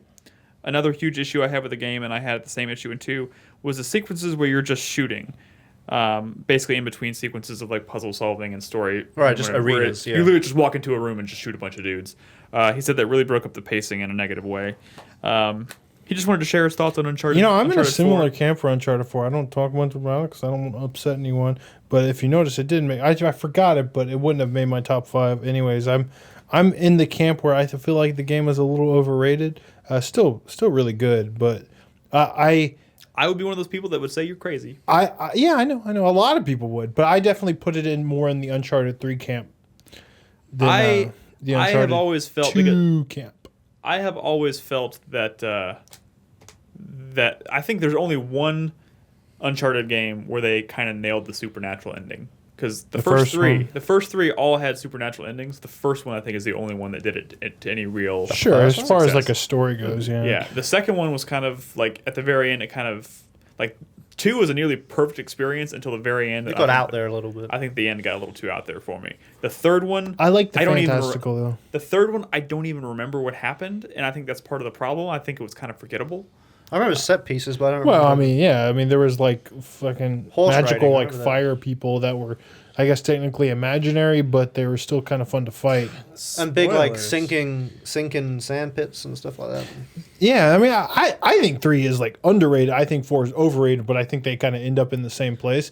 My big problem with 4 is that there was like very little fantastical like actually happening, and it was like, oh, it's shoreline, it's shoreline, it's shore, and you fight 4 dudes the entire game. And then again, I've always been the kind of person, like I agree with him totally about the breaking up the pacing with the shooting segments, because I've always really not been a fan at all of the shooting in Uncharted. 4 I think has the best shooting in the series. I like the shooting. I've liked it since 2. I think 1 it's garbage. I've always been of the opinion that the series would probably be better if it was just strictly exploration and puzzle solving. But 4 I think did a pretty good job with the shooting. Point is, I think people fall into 2 different camps with Uncharted 4 specific. I think it's going to be a very divisive entry in the series because it's different. It's different in a lot of ways in terms of it's absolutely adored. It's very. I would say 3 is the real divisive one. 4 is like in the 2 camp as far as reception. 4 is extremely more so story based than any other Uncharted before it. 3? To the point. No, 4. Oh yeah. To the point where its gameplay sections. That's the problem. Really do feel like breaks from the story in number 4. Yeah. Whereas it's paced differently. It's paced very differently, and much more so. To me, it's more noticeable on a second playthrough, which I'm kind of doing through right now. I think it's the best in the series. But then, Nolan played that game. I'm playing it for this. Obviously we're playing it for the story. But Nolan played it like 3 times. Uncharted 4, he played it like 3 or 4 times. It's a long game, but I mean, there's not as much game in it as previous entries. I don't think. That's probably why I end up liking it the most, to be honest. Yeah, I do too. I think it's what it does. It shows off what Naughty Dog is doing best, and that's their cinematics and writing and everything, and that comes through best in Uncharted 4 than any other one before it. Agreed. Uncharted 3 has become like this weird Resident Evil 5 thing, where it's like, oh, it didn't live up to Resident Evil 4, so it's like, I guess it's because it doesn't do much different. Like well, it's weird. We had this conversation. Maybe it was last week, or maybe it's what inspired this question. I can't. But like when I think back to like 2 and 4, I think of these very elaborate set pieces. Like when I think of 3, the first thing that pops into my head is the cutscene in the hotel room with between Nathan and Elena. Like that moment between those. What two about characters. being lost in the desert? That pops in my head after in the desert. See, that was fucking incredible. That was incredible. We were like riding the horse and jumping onto yeah. Jeeps and shit. Like, one thing that 3 What does. you did in 4 with the Jeeps? That whole sequence was insane. Yeah, but 3 came first. Yeah, no, that was. But 4 did it better. That was the best part of Uncharted 4, where it felt like Uncharted to me. Like the every walk. Uncharted. Sorry, go on. Every I don't Uncharted even had know the what we're helicopter talking chase and about. shit. At the end of the year, maybe I'll talk about why I think Uncharted 4 was a little bit of a letdown for me, but. I really do wish they'd bring back the grenade throwing that 3 had. I agree. That was so fucking annoying. Anyways, we appreciate the comment. Thank you, Kitten. And that's why we read these comments, because they inspire some interesting discussion. So, of course, if you have any thoughts on any of the stuff we talked about on this episode, feel free to leave a comment in the post on the site at 4playernetwork.com, and we'll get to them next week. So now we have a couple more small games to talk about. Real quick, Jack. Damn it. What? No, go ahead. I'm sorry. You'll come next. System Shock. Yes. You're a big System Shock person. I You am. love System Shock. I am. I actually completed the very original back when it was relevant. Well, it's going to be relevant again. Well, a couple of years after it was relevant anyway. At least how- like 97, 98, something like So that. how did you feel about the Kickstarter, the demo they released for the Kickstarter for the remake? I thought it was good. Sweet. That's what I was waiting to hear. No, I thought it was fucking good, in fact. Yeah? Yeah, I really liked it. I think that this put to rest any kind of doubt or worry in my mind that how they would handle the remake. What struck me most was the aesthetic, the art design and everything. I Yeah. mean, the art design for the original System Shock is really out there. Yeah, it feels a little more. This makes it feel. I think this closes the gap between System Shock 1 It and 2 does. a little bit. It does. I was just surprised how faithful the demo was, or at least the art design was. It makes the really abstract kind of level design feel almost plausible, but it retains that kind of that 90s level design, which Yeah. I love so much, and is unquestionably System Shock or shock based, and it's somehow made. Like everyone's seen, like when you first load up the original System Shock, the first time you open New Game, you have like a static picture of like your HUD and instructions as to what every little thing does of it, and it's just like text everywhere. Yeah. They've condensed all that into a modern UI that makes sense, controls good with the gamepad even, and yet they haven't lost anything with it. It's really strange. Like they truly have modernized it while keeping everything that made it what people liked about like the level design and things like that. Yeah. It's like exactly the same. Now this is a very short demo. I mean, it's only like one tiny area of the ship right at the very beginning. But from what I've played, and you can only judge it from what you played so far, but it's very faithful, and I loved it. Yeah, it was really damn good. so- I'm gonna back it absolutely. So they've already done like 3 or 4 update emails through the Kickstarter for it, and it looks like they're going to be patching this demo and updating it throughout development. Yeah, slightly. good, and it should get more support than it is. I think. I mean, I don't quite know how well it's doing, but I mean, I don't really see that many people talking about it. Well, But then, I'll get to that in the news because I do want to give a little update on the Kickstarter. I have the information here. But no, I thought it was really good. I mean, System Shock 2 isn't gonna get a remake anytime soon because of all the strange copyright and patent and everything. like that But that's we going are on for getting that System game. Shock 3. But we are getting a System Shock 3, which no one really knows anything about that yet. I don't think. Not yet. But the remake, yeah, 2 thumbs up for that. Definitely going to be supporting that Kickstarter, and I will be there day 0 because that looks fucking amazing. I hope If they- it comes together though. You see a lot of, well, I mean, they have all the money potentially, but sometimes you see like, hey man, I did like this fucking, the lobby to the mansion of Resident Evil 1 in like the Crisis engine, and look at it, it's cool. I could turn this into a whole game, and it's like, but you're not going to, because like a whole game is like a ridiculous fucking project, and what you're showing is like something. A very small. But vertical these slice. people, aren't these the people that like remastered? Am I thinking of someone else? No, that no. remastered Turok and all the other Yeah, stuff? Yeah, but, that is but them? that is a much different Sure, thing sure. than making a whole game. What I'm saying is, I think they've got the devotion to see a project through to its end. Yeah, hopefully. I Who's- mean, hopefully. dude, I they fucking don't- hope so. Yeah, because I mean, this game, System Shock 1, like the only thing that I think people don't play it for now is because its HUD, its controls are so antiquated that it's not very accessible to play Yeah. now. Even the enhanced, This already to one me that they felt like did. playing System Shock 2. it feels incredible. Like, but it highlights what made I thought the original so great, and that was the really abstract level design. And it really is. I mean, but it at the same time, it made it feel grounded to the point where it's plausible. Like, Yeah. But it was so strange, like walking through the exact same kind of halls and everything. It was like it was like playing Resident Evil 1 and then playing Remake.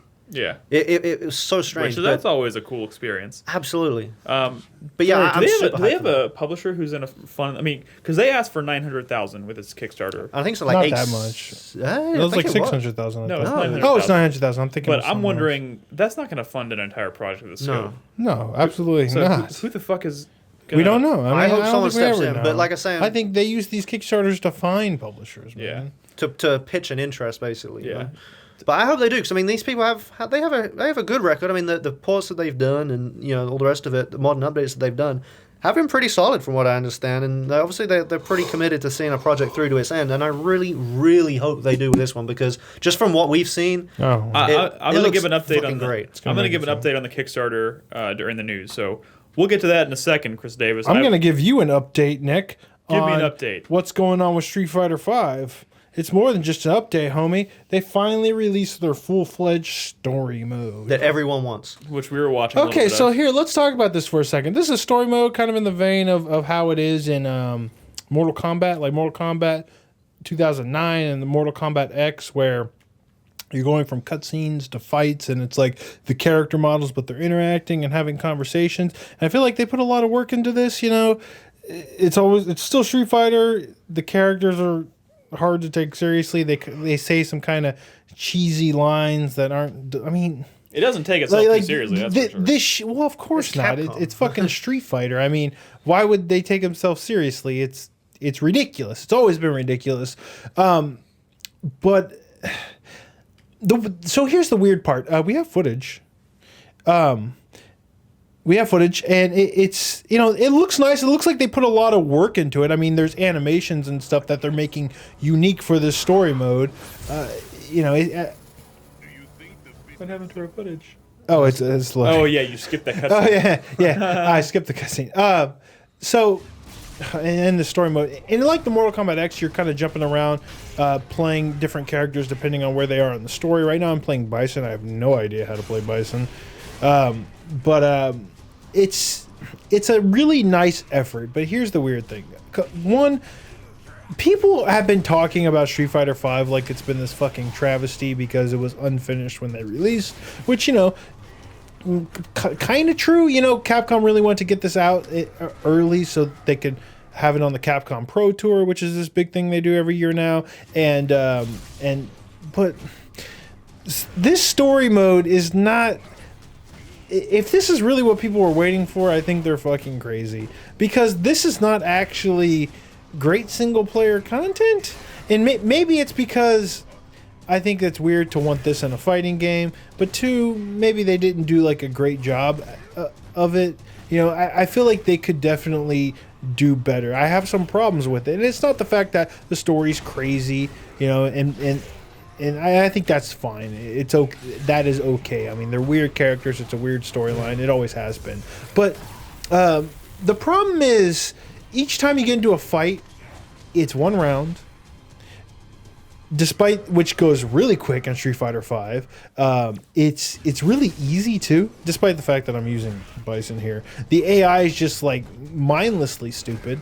And I know, I guess towards the end it might get a little more difficult, but you know, I've probably played like 80% of this, and like the fights have been a complete fucking joke.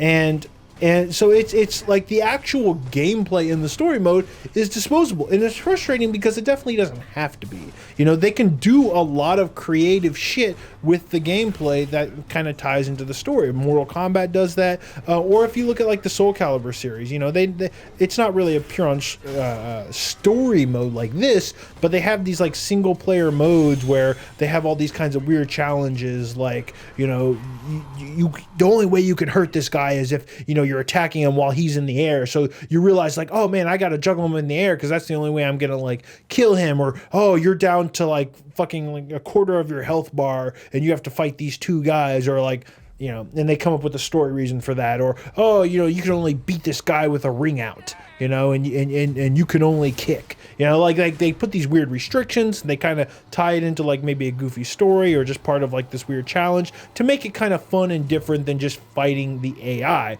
But they don't do any of that here. It's just one round against easy AI, and it's over.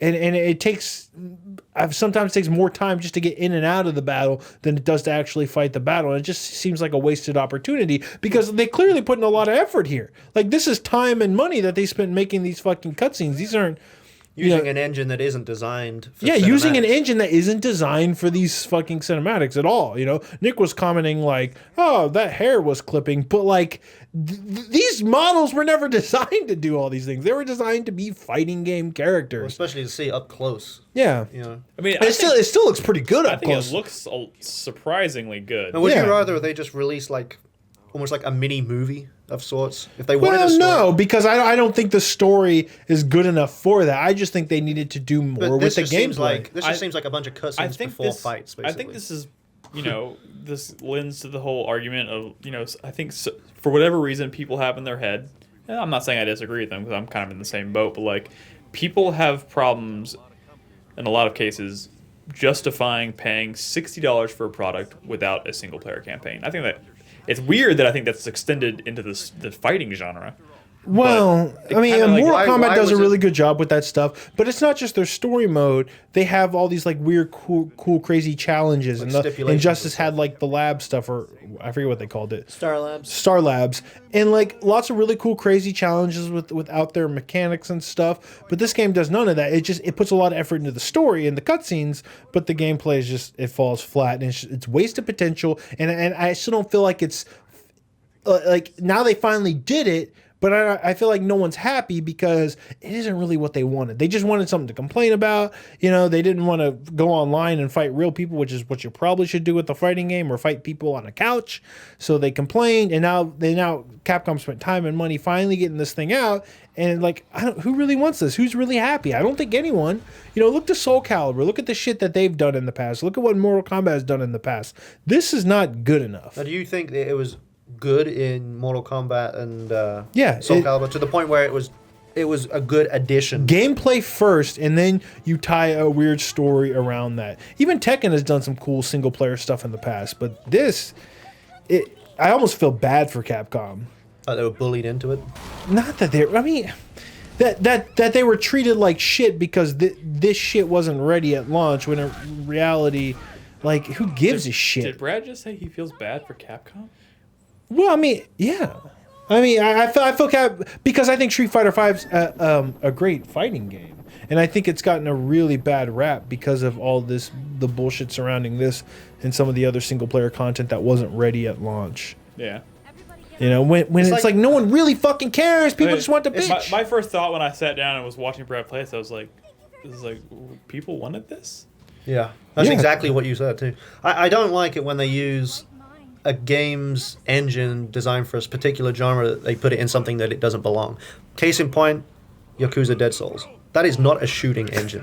That is not a shooter engine.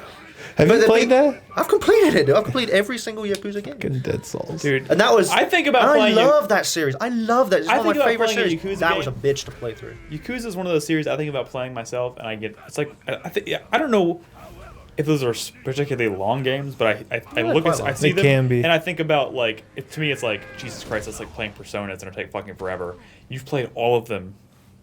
Yeah, recently. Even the Japanese ones, which I can't speak a word of Japanese. And there's only like there's 3 games in Japanese that complete Japanese haven't been localized. Almost 2, almost 1 coming to the US. But I know playing Dead Souls was a chore because I mean you played the demo, you know firsthand. It's a fighting engine that's been turned into a shooter. Yeah. Anytime you were shooting in Yakuza, you were doing something wrong. Yeah. As far as what Self-Torment chat says, people are allowed to care if they feel like they didn't get their money's worth at launch. I'm not saying that people didn't get their money, did get their money's worth. I'm just saying they put their flag in the sand for this fucking story mode or something. That's not the right phrase, I don't think. They died on this story mode hill, and I don't think that this is really what people wanted. Like, I don't think that people would have felt different about this game if this was in there. Or maybe they would. Maybe it would have gotten better reviews. But, like, it probably wouldn't have deserved it. Because at the end of the day, we've all would have been playing the same... This doesn't necessarily make any progress towards justifying the $60 price point necessarily. Sure, there's more fun gameplay in the survival mode, but no one talks about that because... there's no story to it, even though that was in there at launch. I guess it tries to raise the question: what is required content in a game, especially for a fighting game? For a fighting game, but then where does it end? I mean, what genres do you limit certain things to? It was all because there's no traditional arcade mode. That's really, I think, what it was about. There isn't in this one. In this one, well, there was a different kind of story mode, and there was a survival mode. I mean, there was plenty. You mean like a ladder kind of thing, like would be in Mortal Kombat? What I'm saying is define an arcade mode. Just like I'm gonna fight the different characters, and M. Bison's at the end, and then there's gonna be some credits, which is the most disposable trash, throwaway shit in a fighting game. But that's what you need. But like people expect it, so all of a sudden it's like, well, this game doesn't have it. This is a disaster of a release. And it's like you get way more time out of that survival mode, but I mean, That's this, not this good literally enough. I just don't know. seems like arcade mode with a bunch of elongated cutscene Yes, intros. but into it. even worse because It's a you don't do gimped you don't do 2 out of 3 rounds, and you can't adjust the difficulty. It's a gimped arcade. Yeah, and and most you were of saying it's- it's, yes, a lot, yes. it's very gimp. In terms of gameplay, it is. At least it looks fucking gorgeous. Oh, of course. I mean, Street Fighter V is a well put together fighting game. Capcom It's do just put together some great people are engines, jerks. I don't know. All right. Let's move on from Street Fighter. We have one more quick game. I just want to ask Krispy about it real quick. What's up? You started, up? You started Quantum Break, I started Quantum Break. and I want to know what you think. I'm not terribly far. I'm at the second junction. So you're on chapter 3? 2. 2. Well, at the end of 2.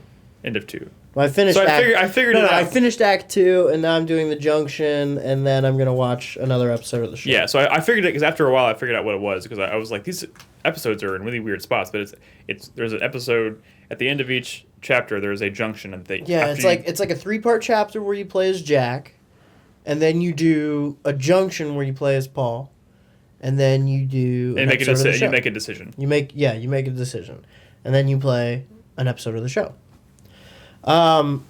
So Oh man, I'm no, bracing myself. I'm really into it. Like Yes! it's Sorry. it's dumb and it's crazy, and they're throwing around words like Chronon and shit like that. The Joyce Myers field. You're such a dork, Crispy. I mean, not in a bad way, but it's in a good way. No, it's dumb, but it's like right in the up way my it should alley. be. And like It's dumb Like fun. oh my god, like your dead brother actually built a prototype time machine back in 1999 in an old abandoned swimming pool, and we found it. This is crazy. Like the key wasn't to a room; it was to a time machine. Like I love it. It's so good. That's not a crazy spoiler, by the way. I still have no idea what the fuck is going on. have you heard any? Did you listen to any of the audio tapes where he's talking? Where it's his brother? Yes. Where he sends the rat through the thing. Yes. Through the time Yeah, machine. yeah, And he's yeah. talking about. He's like. He's got the little prototype time machine, and he's like putting the rat through it, and he's like okay, I'm sending him 5 minutes into the past, which means I shouldn't see him for 5 minutes, and then he'll come out, and he's like, oh my god, it's 3 minutes, I think it's working, and then he's like, oh no, the rat just sat there and took a shit. Like, Do you see what I was talking about with the inordinate amount of reading in that game? there's a lot of reading, So much. and it's fucking almost reading. necessary to be. Did you like, read Time Knife? Yes, I read all of Time Knife. Oh, that was so great. There's there is a security guard writes a spec script for a movie called Time Knife. And it's the worst garbage you've ever Oh, read. it's so But good. Why was it delivered like? Why is there so much writing in this? I, game? Dude, I that's don't my know. problem. It's that It's is because they had so- so like they had Silent Lake Sam had Lake- like TV show episodes that they And filmed. those You are- know, Because everyone, or Sam Lake read that all the not criticism, but all the praise was because of the writing, and I guess they just the kinda- writing is excellent.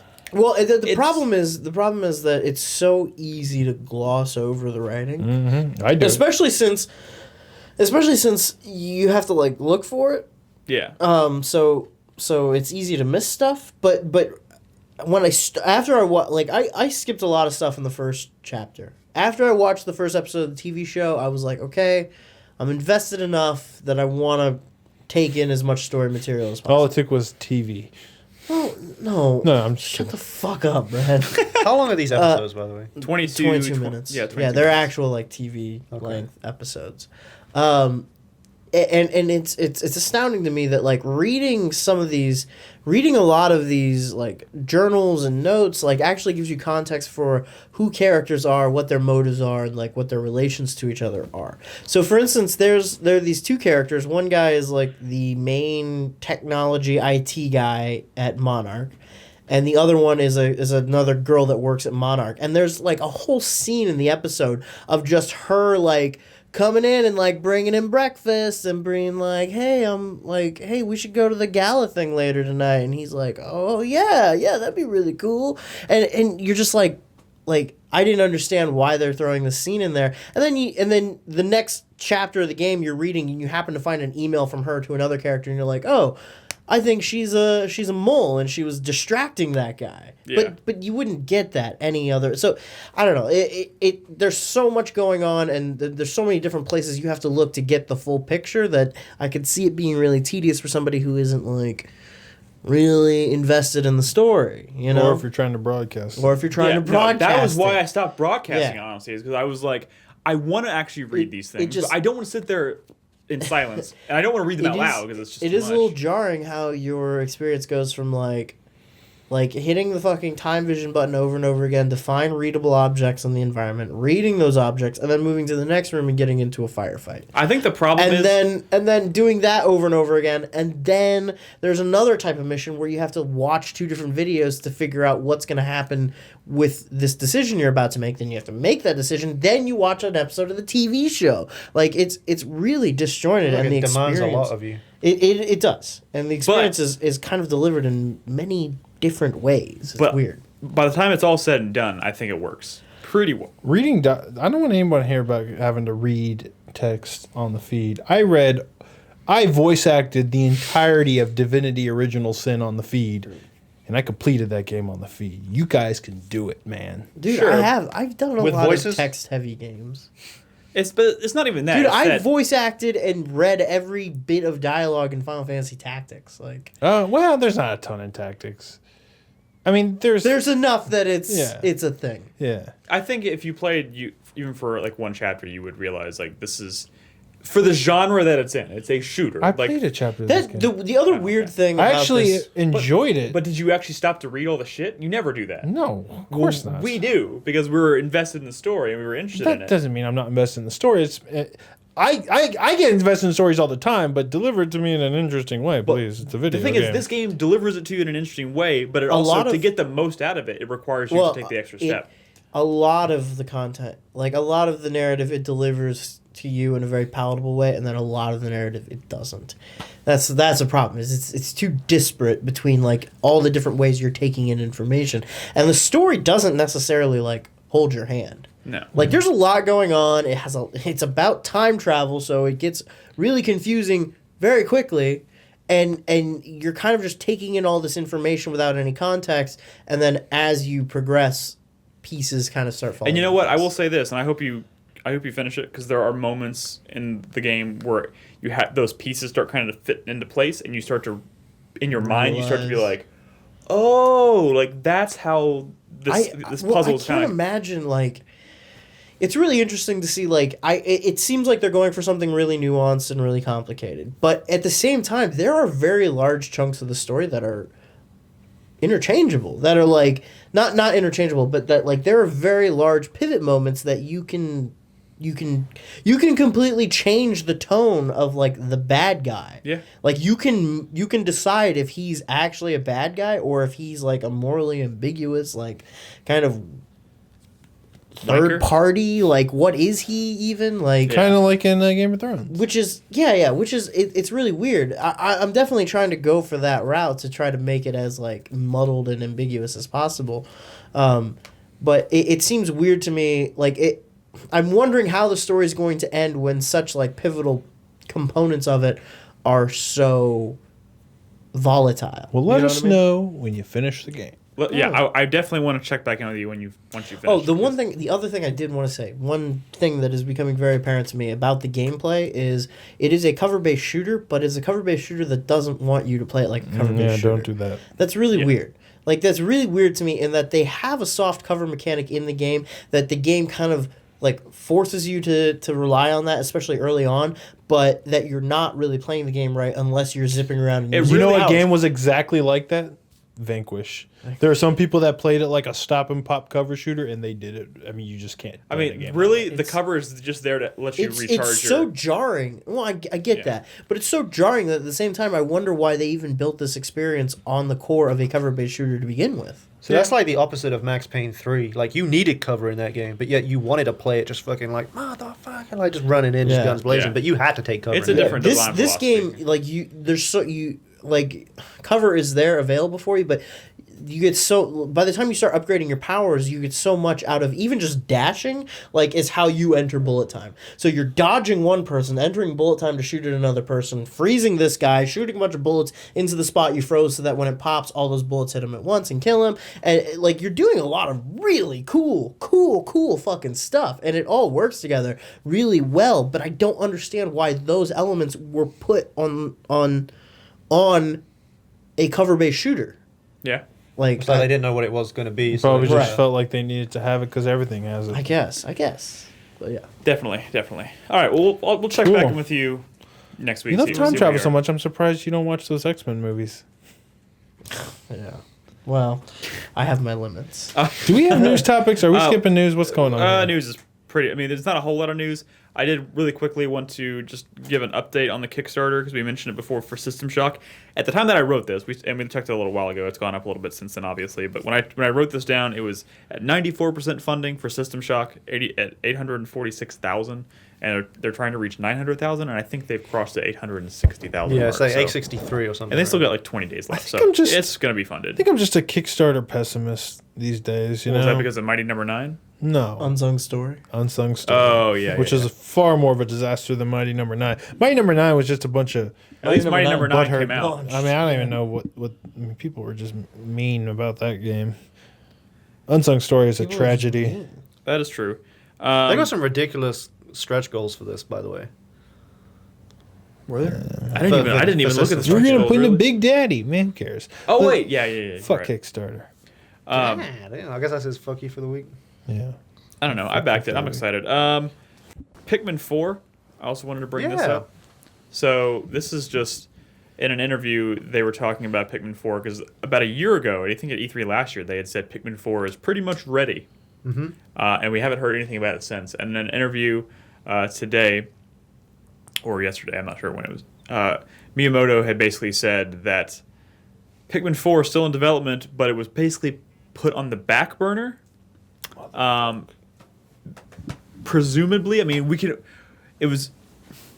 There weren't a lot of details, obviously, but it's easy to presume that this is because of the NX. Yep. Of course. Which So is that's really strange you mentioned that because I didn't know there was an interview today.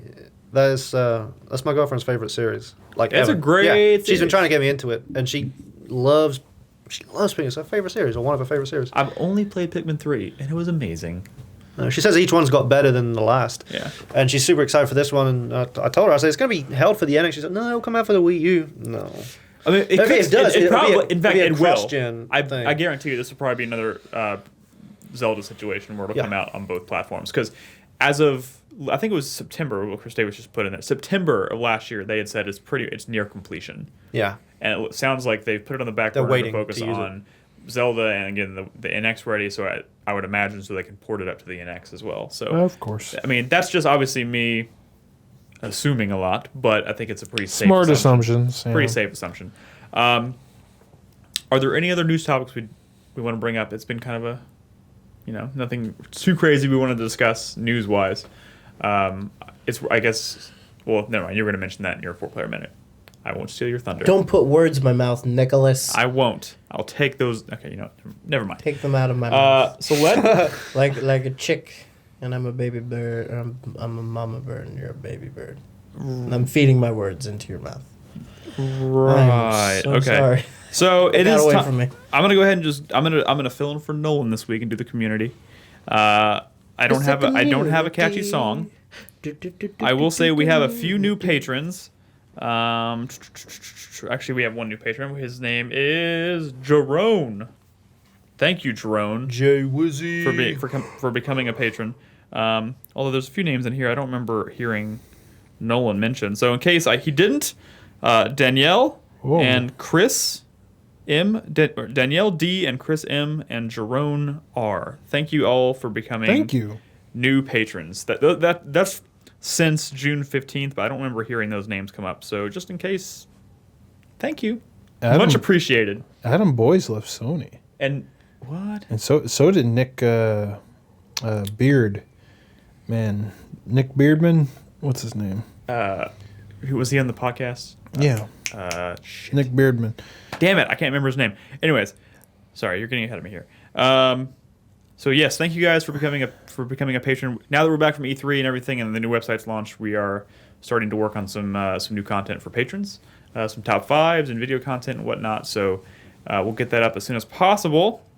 And it's now time for patron questions. We are running a little low on time, so I'm just going to kind of peruse through these. Our first question this week comes from Destrotor.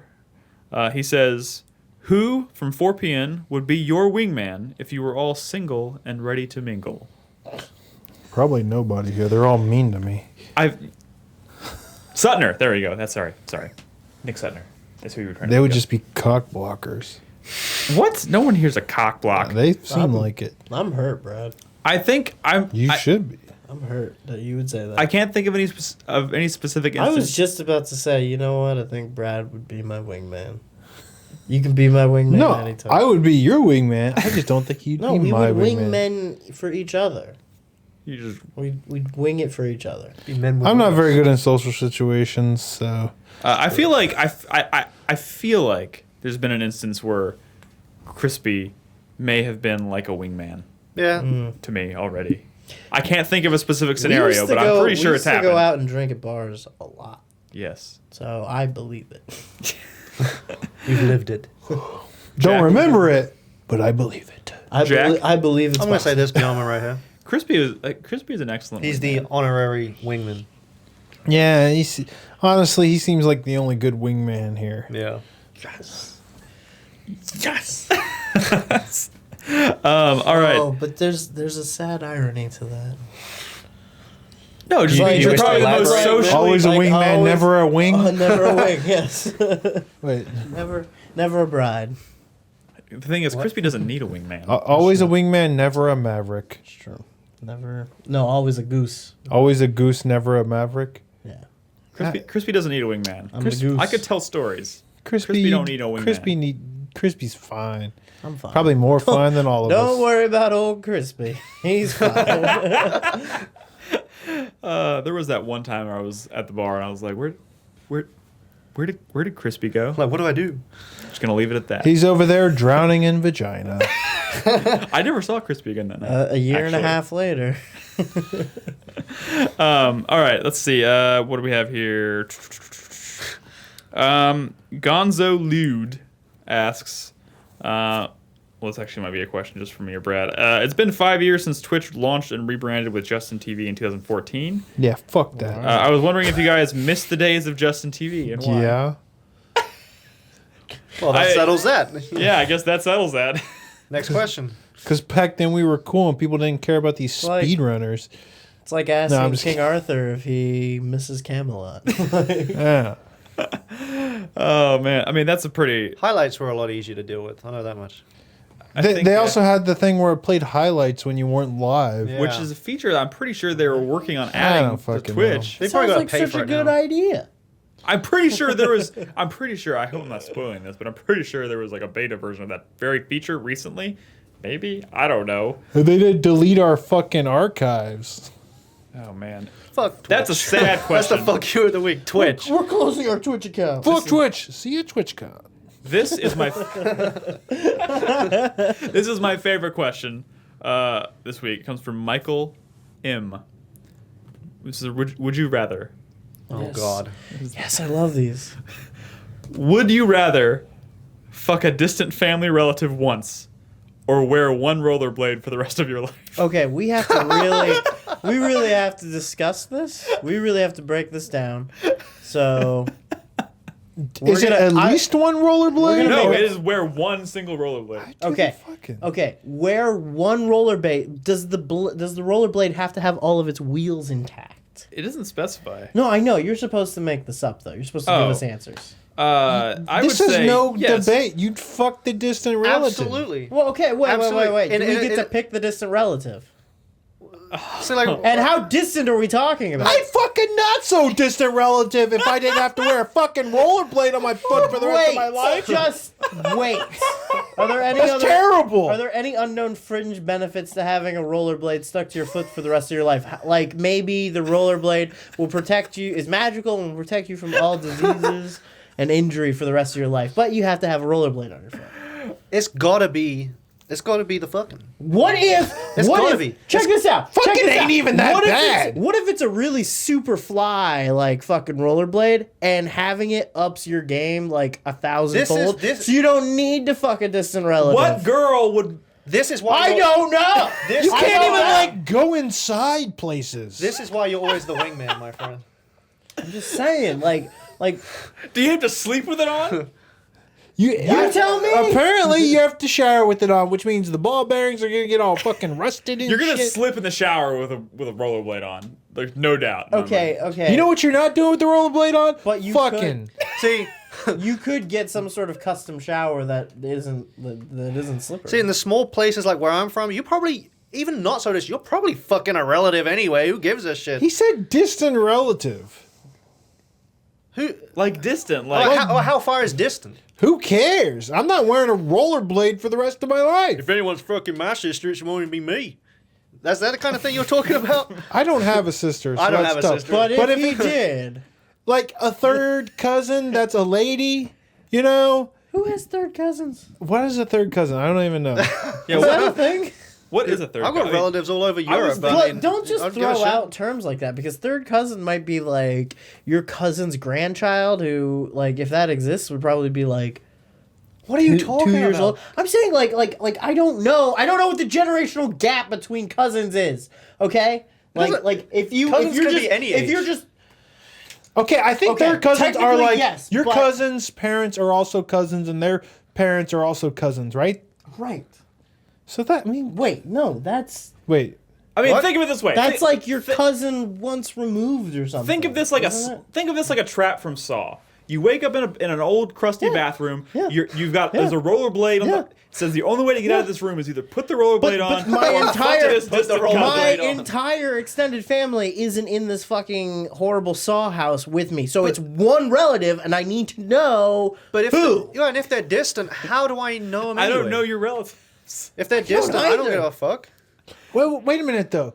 I have to wear one rollerblade, but I can still put on the other one, right? Yeah. You Skate can do around? whatever you want with the other foot. I'm still going with the distant relative. Yeah. I don't know. I don't know. Like, I is don't this know one enough. that I've like never even seen before? I don't know enough. How about would you the know it was a situation. distant relative in the first place? For all we know, we could be fucking our distant relatives. There's like a website out there that people are too afraid to use because they might find some scary shit. Well, okay, Like they've been okay. fucking a relative. Genetically speaking, I think we're all related. if you go back far enough, we're all some kind of cousin, right? Sure. Right. So you're already fucking a cousin. Yeah. And with that said, it's all about the Hey, at Next least my question. girlfriend is brown. that doesn't mean some of your distant relatives. Sure, That's but I'm true. saying the chances of it are better, right? I mean, You just keep telling yourself. I that. mean, I think that pushes you back maybe 2 generations. Like,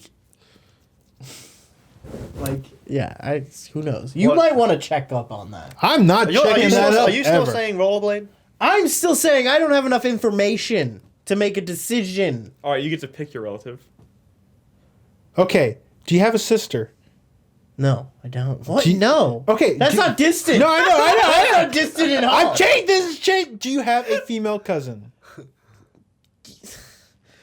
Yes. Female cousin or ice skate? Ice skate. Ice skate.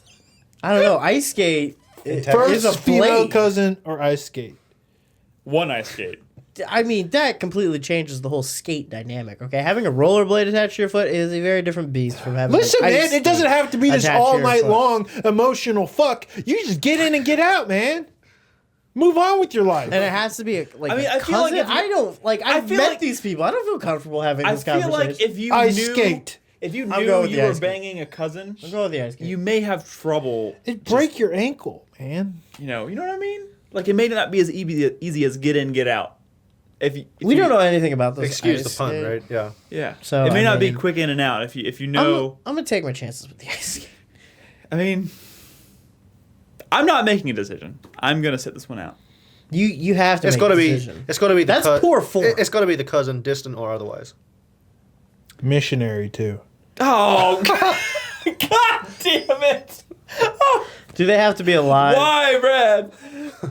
Like while Like- you're fucking them? You'd Well, I'm rather just fuck a saying- dead relative? I'm than a saying, live do we one? have access to a time machine? Can we go back in time and fuck a distant relative who would now be dead, but fuck them while they were in their sexual prime? Like a great cousin or something? Yeah, I think if it happened in That'd a be actually different kind part of of interesting. history, I could be okay with that.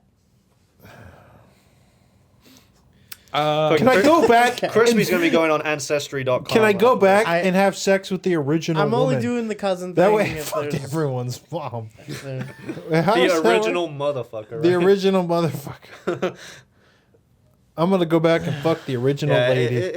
You can't get mad at that, right? It's got to be the. That's not cheating, is it? If you're forced in that position. If I have sex with the original lady, is that cheating? Eve? The original lady. If I go back in time and have sex with Eve, is that cheating? Well, yes, that's too distant. what if we? That's too distant, Brad. What if we find out that? What are we talking about here? That'll be between you and Adam to figure out. All right, we really have to move on. We have.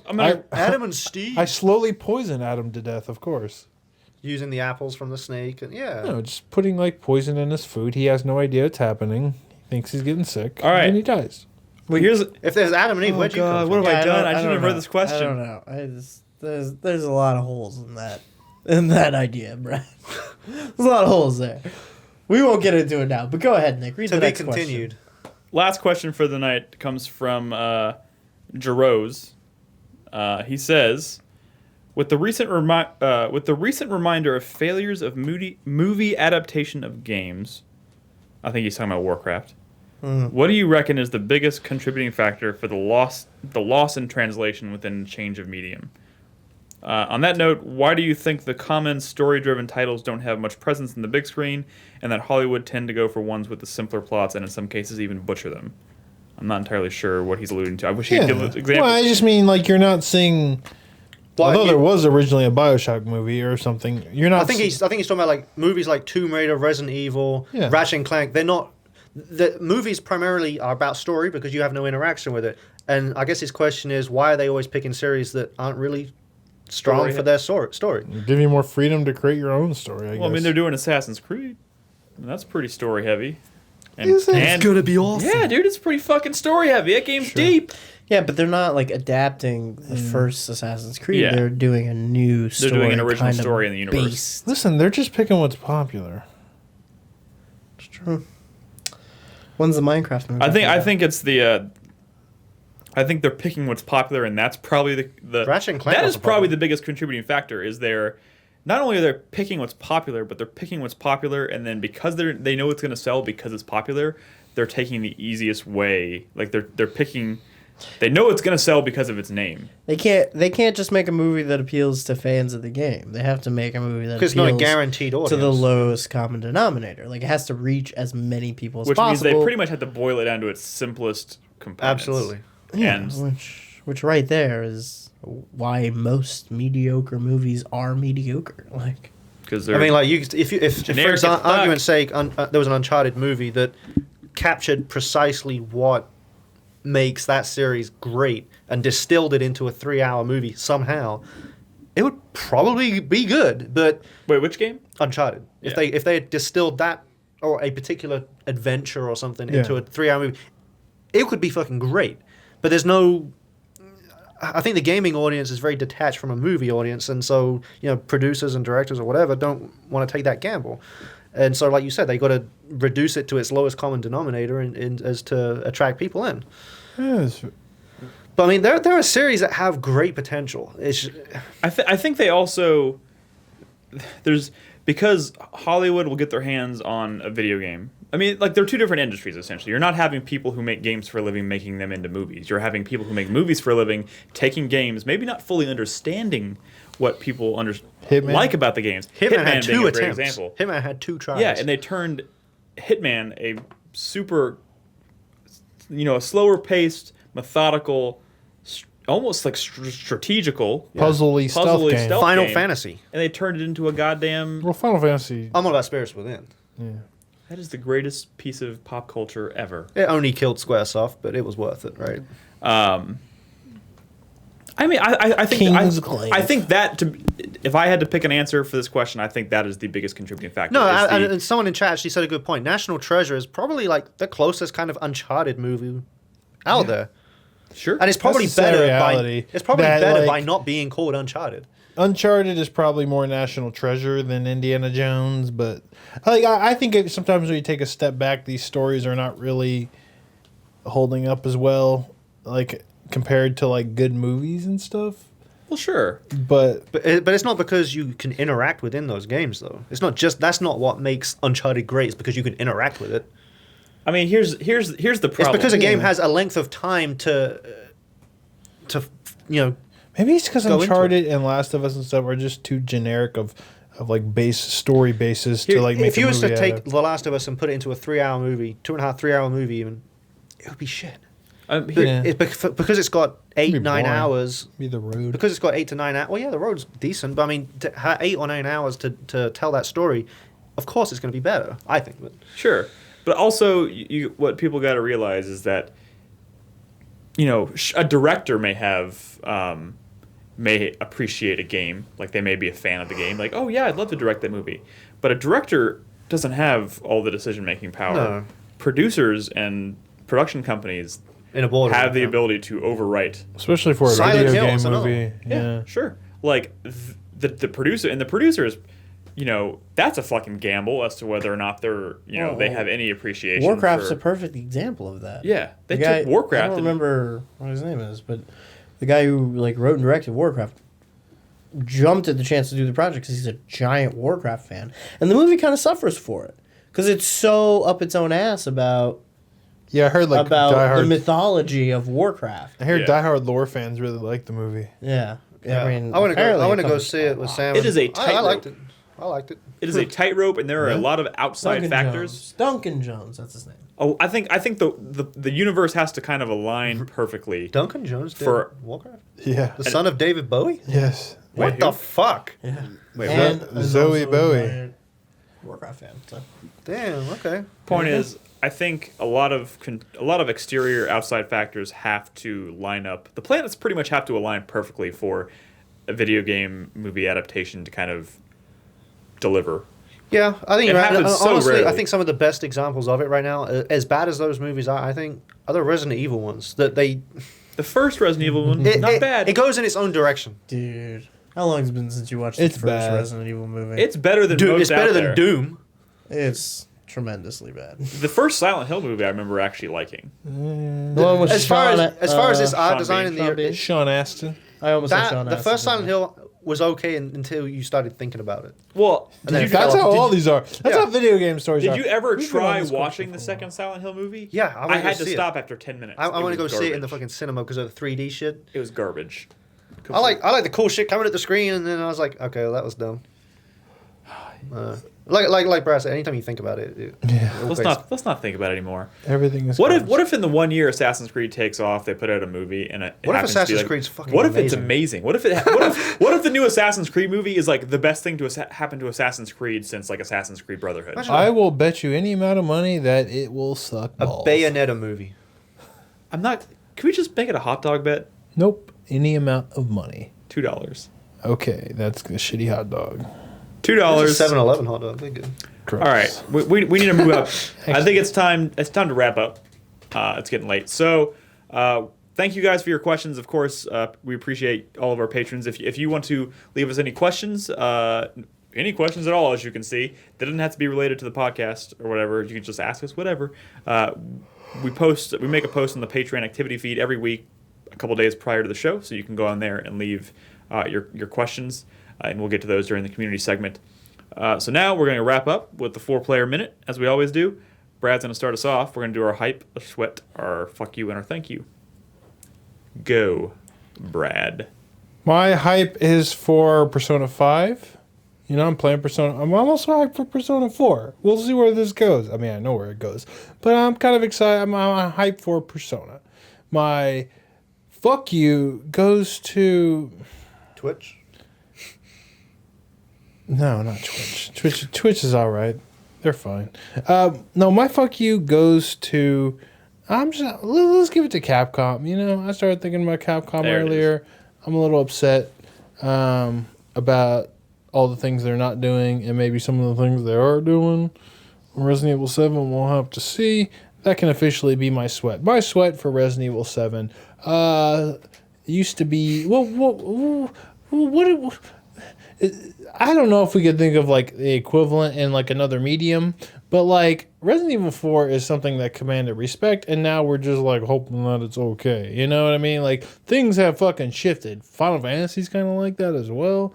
You know, it's like, oh, I hope it isn't absolutely terrible this time. It's like Francis Ford Coppola, and like him putting out a movie these days.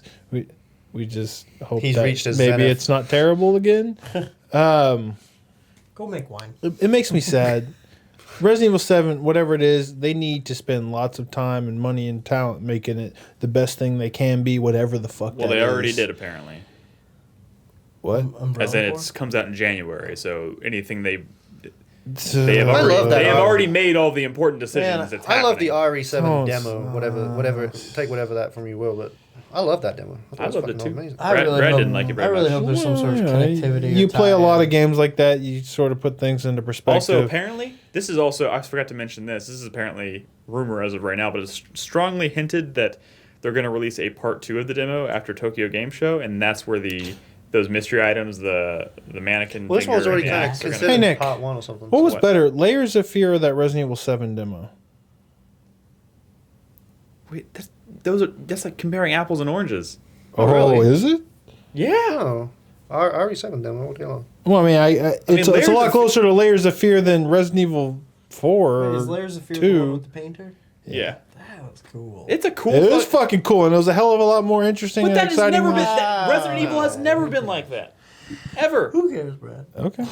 At least it's trying to do something different. Stand down, guys. Stand And my thank you for this week goes to, I don't know, all you guys, man. Like I don't broadcast as late as much anymore, you know, and because I have to get up real early for my job. But I've been broadcasting like in the afternoons, like right when I get off work. And people are showing up. They're being supportive. I'm just kind of turning on the feed. I'm kind of looking at the news from the day, watching some trailers and stuff. People are just hanging out. We're having a good time. And I like to thank all the people who show up for that because, you know, I get bummed out sometimes. I don't get to play as late as I used to. But you guys are making it worth it. Keep showing up. Keep showing up. And I'm off on Fridays. So I'm going to play all day long again tomorrow. Be there. Cool. Jack. Okay, well, as always, my thank you is to you guys for having me over tonight. Really appreciate You it. got a built-in thank you It's there. good to kind of, talk about some stuff. Of course. My hype, believe it or not, is something I've not mentioned tonight, and that is Final Fantasy Tactics. Yeah. What? I bought Final Fantasy Tactics. I own Final Fantasy Tactics. It's been sitting on my shelf for a while. But it also leads into my sweat because I'm not sure whether I should even start it before finishing Wind Waker. Yeah, just or finish Wind Waker. I've known you for a while, Jack. I don't know. You ever play like XCOM or anything? Not really. I mean, the new one, yeah. I played a bit of that. I liked it. Okay. I got it because it was on sale. I ran a good price. What's and I like the most tactic strategy-ish game that you've played? Maybe like the early Fallout games? Okay. The early Fallout games? Yeah. I didn't Yeah. play a whole lot of the Baldur's Gate stuff, but I mean, yeah. I know that's not kind of the exact same, but No. But I mean, yeah, I have experience with that you'll be okay. genre. You just got to But, keep at it, you know? Yeah. Save a lot. Save a lot. It's a PS1 version, but that's Except for Riavani's castle. Don't save at Riavani. Don't save in the castle. Don't save after the first fight. Okay. I'll try to keep that in mind. 2 saves. And my other hype is honestly just playing all the old stuff. I've been a lot happier for it. I don't know why. I've been not so cynical of games recently because maybe I've been playing so much older stuff that the new stuff seems like really fucking cool. I don't know, but I'm hyped for pretty much everything that I play.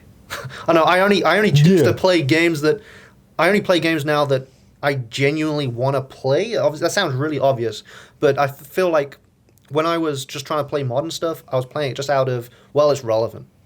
So I've got to play it just to kind of see what everyone's talking about. Now, like I said, I wait for the hype to die down, then I molest it. I get my hands on it, I just There it is fuck again. it, Well, so now that I'm in that position, I'm just playing what the fuck is, whatever's interesting me, like Wind Waker. Good. So, yeah. Gets a That's pretty much hypes all around. You know what? It's a good way to You live. know, I know you're in this retro game kick, but I love playing old games too, man. Sometimes I get a little frustrated that some of these guys don't try it sometimes. I know Krispy has. You know, he's playing some old stuff. Sure. But like, man, Sure sometimes you just got to go back, get uncomfortable, play some shit that you would have never played back in the day that's supposed to be good, and just see if it holds up. just rediscover something that was never a part of your life. Especially- Man. I It's feel such a especially- satisfying thing. I feel especially with that 32-bit era, there's a lot of shit that doesn't hold up. Don't get me Yeah. wrong, and not all of it's nostalgia I think either. you need to go 16-bit a little, Jay. Maybe. You know, Maybe. I own a lot of you know, Genesis games, 32 but that's bit a about little it. Too much. I've never owned an SNES. Get yourself a SNES, homie. A lot of the stuff was on Genesis and was better on Genesis, though, right? Actually, you know what? That's homework for everybody. Nick, Krispy, get yourself an SNES. Oh yeah. I want you playing Final Fantasy VI. Why do I have to I go want you playing Chrono Trigger, and you're playing A Link to the Past. That's your fucking homework. Go. What was mine? Final Fantasy VI. Never played Chrono Trigger. You know, I have. No, played- I also found out recently FF7 was the Homework, very motherfuckers. first. What's my FF7 homework? Chat, give me my homework. FF7 was the very first Final Fantasy game in Europe, in the UK. Really? Oh, Fucked wow. up when you think about Yeah, it. that I didn't is. even think about it at the time, of course, but I remember getting Didn't FF7 you recently day start one. playing Final Fantasy 7 for the first time? No, I got FF7 day one. Yeah. Oh. And I remember playing it back in '97, like with my dad, and Silent Hill and Tomb Raider and all the rest of it. So as far as like parents or adults into games, yeah, my parents pretty much got me into games. Genesis all the way. Don't be stupid. Sorry. What? Sorry, Jack. Genesis, Genesis is one of the greatest systems, Don't dude. be Okay. dumb. Okay. I mean, over Super Nintendo. That's Yes! crazy. That's fucking right. insanely stupid. But no, The Genesis had some fine games. Wow. Tell us how you really feel, Brad. That version of Aladdin? it did. Lion King also is a fucking good game. Lion King is a great game. Vector Man. Some people like Phantasy Star. Okay. Jurassic Park. Yep. No, Yep. No, what was the We're what was the done Lost? here. Was the Lost World? Was that on Genesis? No, That- that's yes, it was. PlayStation. There was Lost a World. Lost Yeah. World. Dude, I play the game all the time. And there was a PlayStation Oh, too. I see. Yeah. Okay. But no, I'm just happy playing old games. I mean, it's not just nostalgic either. It's just I've played ActRaiser. No one gave me good homework. Crispy, go. All right. My hype this week is for No Man's Sky. Let me finish. Sean Murray, about 7 hours ago, just tweeted that the game has officially gone gold. So Yep. it's done. It's ready. Can the game it's ever on be its way. done? It's on its way out there. It's ready. Aren't we really kind of creating the game as we play it anyways? It's on its way. I'm not listening to you, Brad. Flock of spaceships. It's leaving their offices to go into production and then straight into Crispy's pants. That's right in, I think butthole, actually. right into the butthole of my brain. what is it? And That's your mouth, that right? leads into my sweat, which is that I'm actually currently, just today, I just started an intensive 4-week math course. So I'm basically going to this class every day for 4 weeks. And No Man's Sky launches 2 days before the final. Oh my god. That's bad time. How are you at math? I mean, I'm okay, but like, I mean, have you told Yeah. them yet you're gonna miss the final? yeah. Don't. I should probably email my No, professor. can you do it early? I'm not gonna miss the fucking final. No. Ask the professor if you can do the final early. No. I'm just. I'm not doing that either. That silence followed by no. Okay. I'm just. I'm That not was gonna. so good. I'm not gonna do that. I'll be fine. I'm just gonna make sure that No Man's Sky doesn't make me accidentally flunk this class. My. What are we at? Fuck you. My fuck you. You know what? I don't even remember what the fuck they're called. Konami. Yeah. Fuck Konami. No. I'm Metroid Prime. I'm at a part where, let's see. Last thing I got was the gravity suit, Okay. and I think I'm on my way to go pick up super bombs or some shit. Okay. And I'm in this area. I think it's in Magmore Caverns. It's Yeah. an area I haven't been to yet. You've been there. And it's no. This particular Part of it? Okay. I haven't been Yeah. to yet. I know I've been to Magmore. Brad. And there's all these fucking space pirates everywhere that have different weapons based on like Samus's weapon systems, and there's no save point anywhere around. And I just got fucking murdered when I was playing Tuesday, to the point where I just quit. Game could be difficult. Yeah, I died. This is actually the first time I've actually died I think. Yeah, this is the first time I've actually died playing this game. And it won't be the last. And it reset me back pretty far. Oh, that's a so bummer. It would. I'd be very proud, just like I was with Nick. I'll be very proud of you if you get through that game. Well, I'm going to, but I'm getting a little grumbly.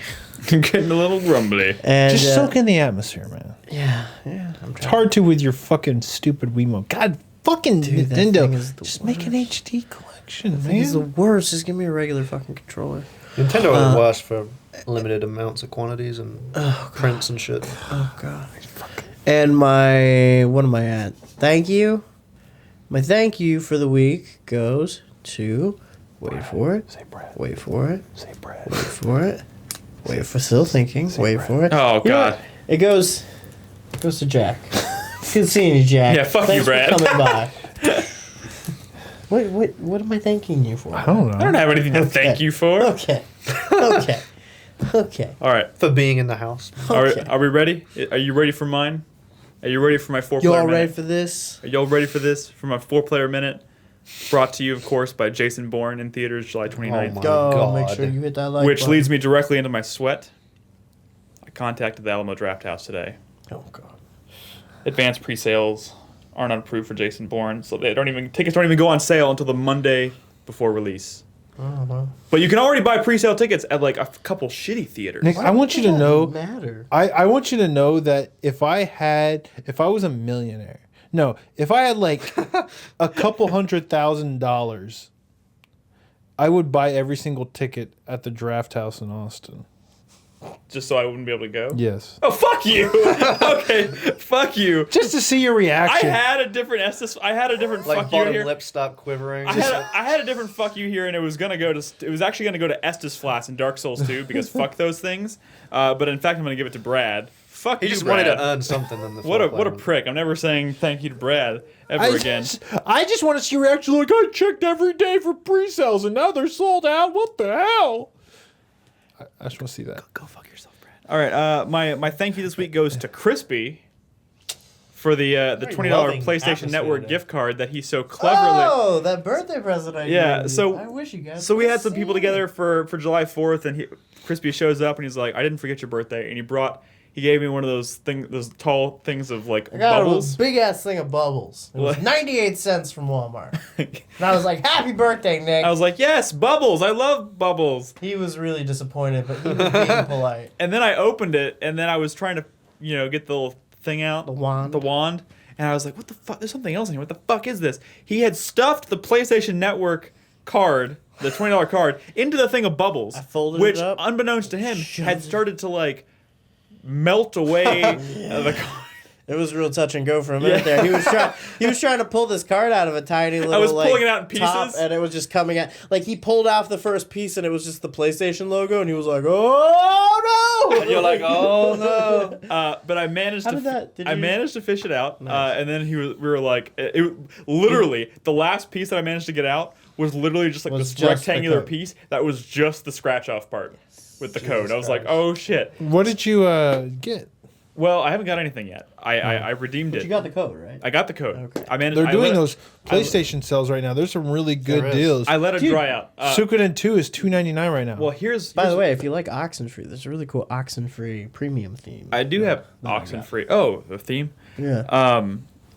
This kind of ties into my hype because I was able to successfully dry it out and redeem. Nice. I was like, I didn't even know if I was gonna be able to scratch so it off. glad I didn't waste $21. I was gonna feel bad if I had to break it to you that it was a wash, but I have the $20 card and I'm gonna use it towards my hype this week, which is I Am Setsuna. You know what the worst part about that story is? Is I left that barbecue a lot later than Nick did, and when I left, the bubbles were still there.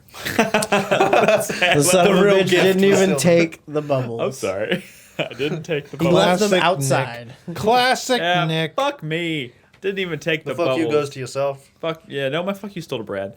No, seriously, my real fuck you, second fuck you, I guess, because my first one is definitely to Brad, is to seriously Estes Flasks in Dark Souls 2. I am still, making progress in Dark Souls 2. I'm enjoying it. I'm getting to that point where I'm going to start playing it off the feed too. But Stop typing in things about Jason Bourne while I'm trying to read, Chris David. I can't read two things at once. Estus flasks in Dark Souls 2 suck because they're pretty much fucking impossible to use while in a boss fight. Because they take fucking forever to, like, for the animation to run, for you to pull it out and drink it. It almost seems like you need to have some sort of strategy and timing. Unlike in Dark Souls 3, you drink it so fucking fast. Dark Souls 1 was like that. You drink it fucking fast. You drink it, and then it, like... But, like, the bigger problem is not the animation. The bigger problem is in Dark Souls 2, it slowly regenerates instead of just filling up really fast. So you really can't... You can waste it if you drink it and then just get hit again before it's had time to take effect. You literally have to rely on the health... what are they called? Fucking the stones. The health stones. The life stones. Life stones. No, that's not what they're called. Which are... Yeah, they're life stones, I think. But literally, you use them, and they're... You use them up. They don't replenish when you go to a bonfire. So I had to rely on those during boss fights. And those even refill super slow. So... that's probably my biggest struggle going from Dark Souls 1 to 2. But I'm still loving 2. It's been pretty awesome so far, and I'm gonna keep going, obviously, during my broadcast, and a little bit off the feed now because I want to finish that game relatively soon. Life gems. Cool. Oh, life gems. All right, that is our show this week. Jack, it's always a pleasure having you here. Thank you for joining us. We'll have you on again sometime in the near future, I'm sure. And, of course, just a reminder, 4playernetwork.com is the website. We launched a new website before E3. Check it out if you haven't already. Obviously, as I've mentioned many times before, we will be reading off comments at the start of every show. So if you have any thoughts, comments, questions, feedback on stuff we talked about today, if you want to just remind Brad how big of an asshole he is for that comment earlier, you can drop it in the comments and I will read every single one of those fuck you. Tell me how wrong I am about Persona 4. I would love to hear that feedback next week. Sure. Any and all feedback is welcome. We will address as much of it as we possibly can, but we don't want to spend too much time on it because we have a lot of other stuff to do during the show every week. But we will obviously address some of those comments at the top of every show. So you can watch us Twitters and stuff like that. Twitters. If anyone's interested, just go ahead and follow me on Twitter at Creamy Elephant. Yeah, not the. You can pretty much just use the retro gaming hashtag, right? Yeah, pretty much. Just on everything, yeah. Fuck the Creamy Elephant. Yeah. That guy's a dick. Yeah. I'm not quite the yet. He's all but like, I'm a serious Elephant. businessman. Stop tweeting at me. My Twitter handle is, as I mentioned at the start of the show, is the really boring plain at NickH0630, which I'm accepting suggestions. Worried Walk. Yeah. No, worry work. Worried Walk. Like a worry But work. I want my name in it. Worry work. I want my name somewhere in it. I want Nick to be in there. Nick the Worried You don't have to Walk. think about it right now. Brad, what's your Twitter? The Nick identity. Folder Brad. Like those little things in folders. Yes. Folder Brad. And Krispy? What's my Twitter handle? Inspector Chris. Inspector Chris. Jesus Christ. INSPECTORKRIS. Thank you.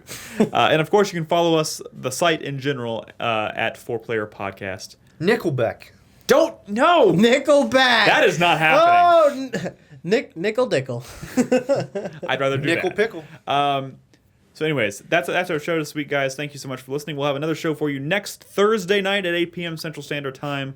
I don't know what we'll be talking about yet, but it'll probably be video games.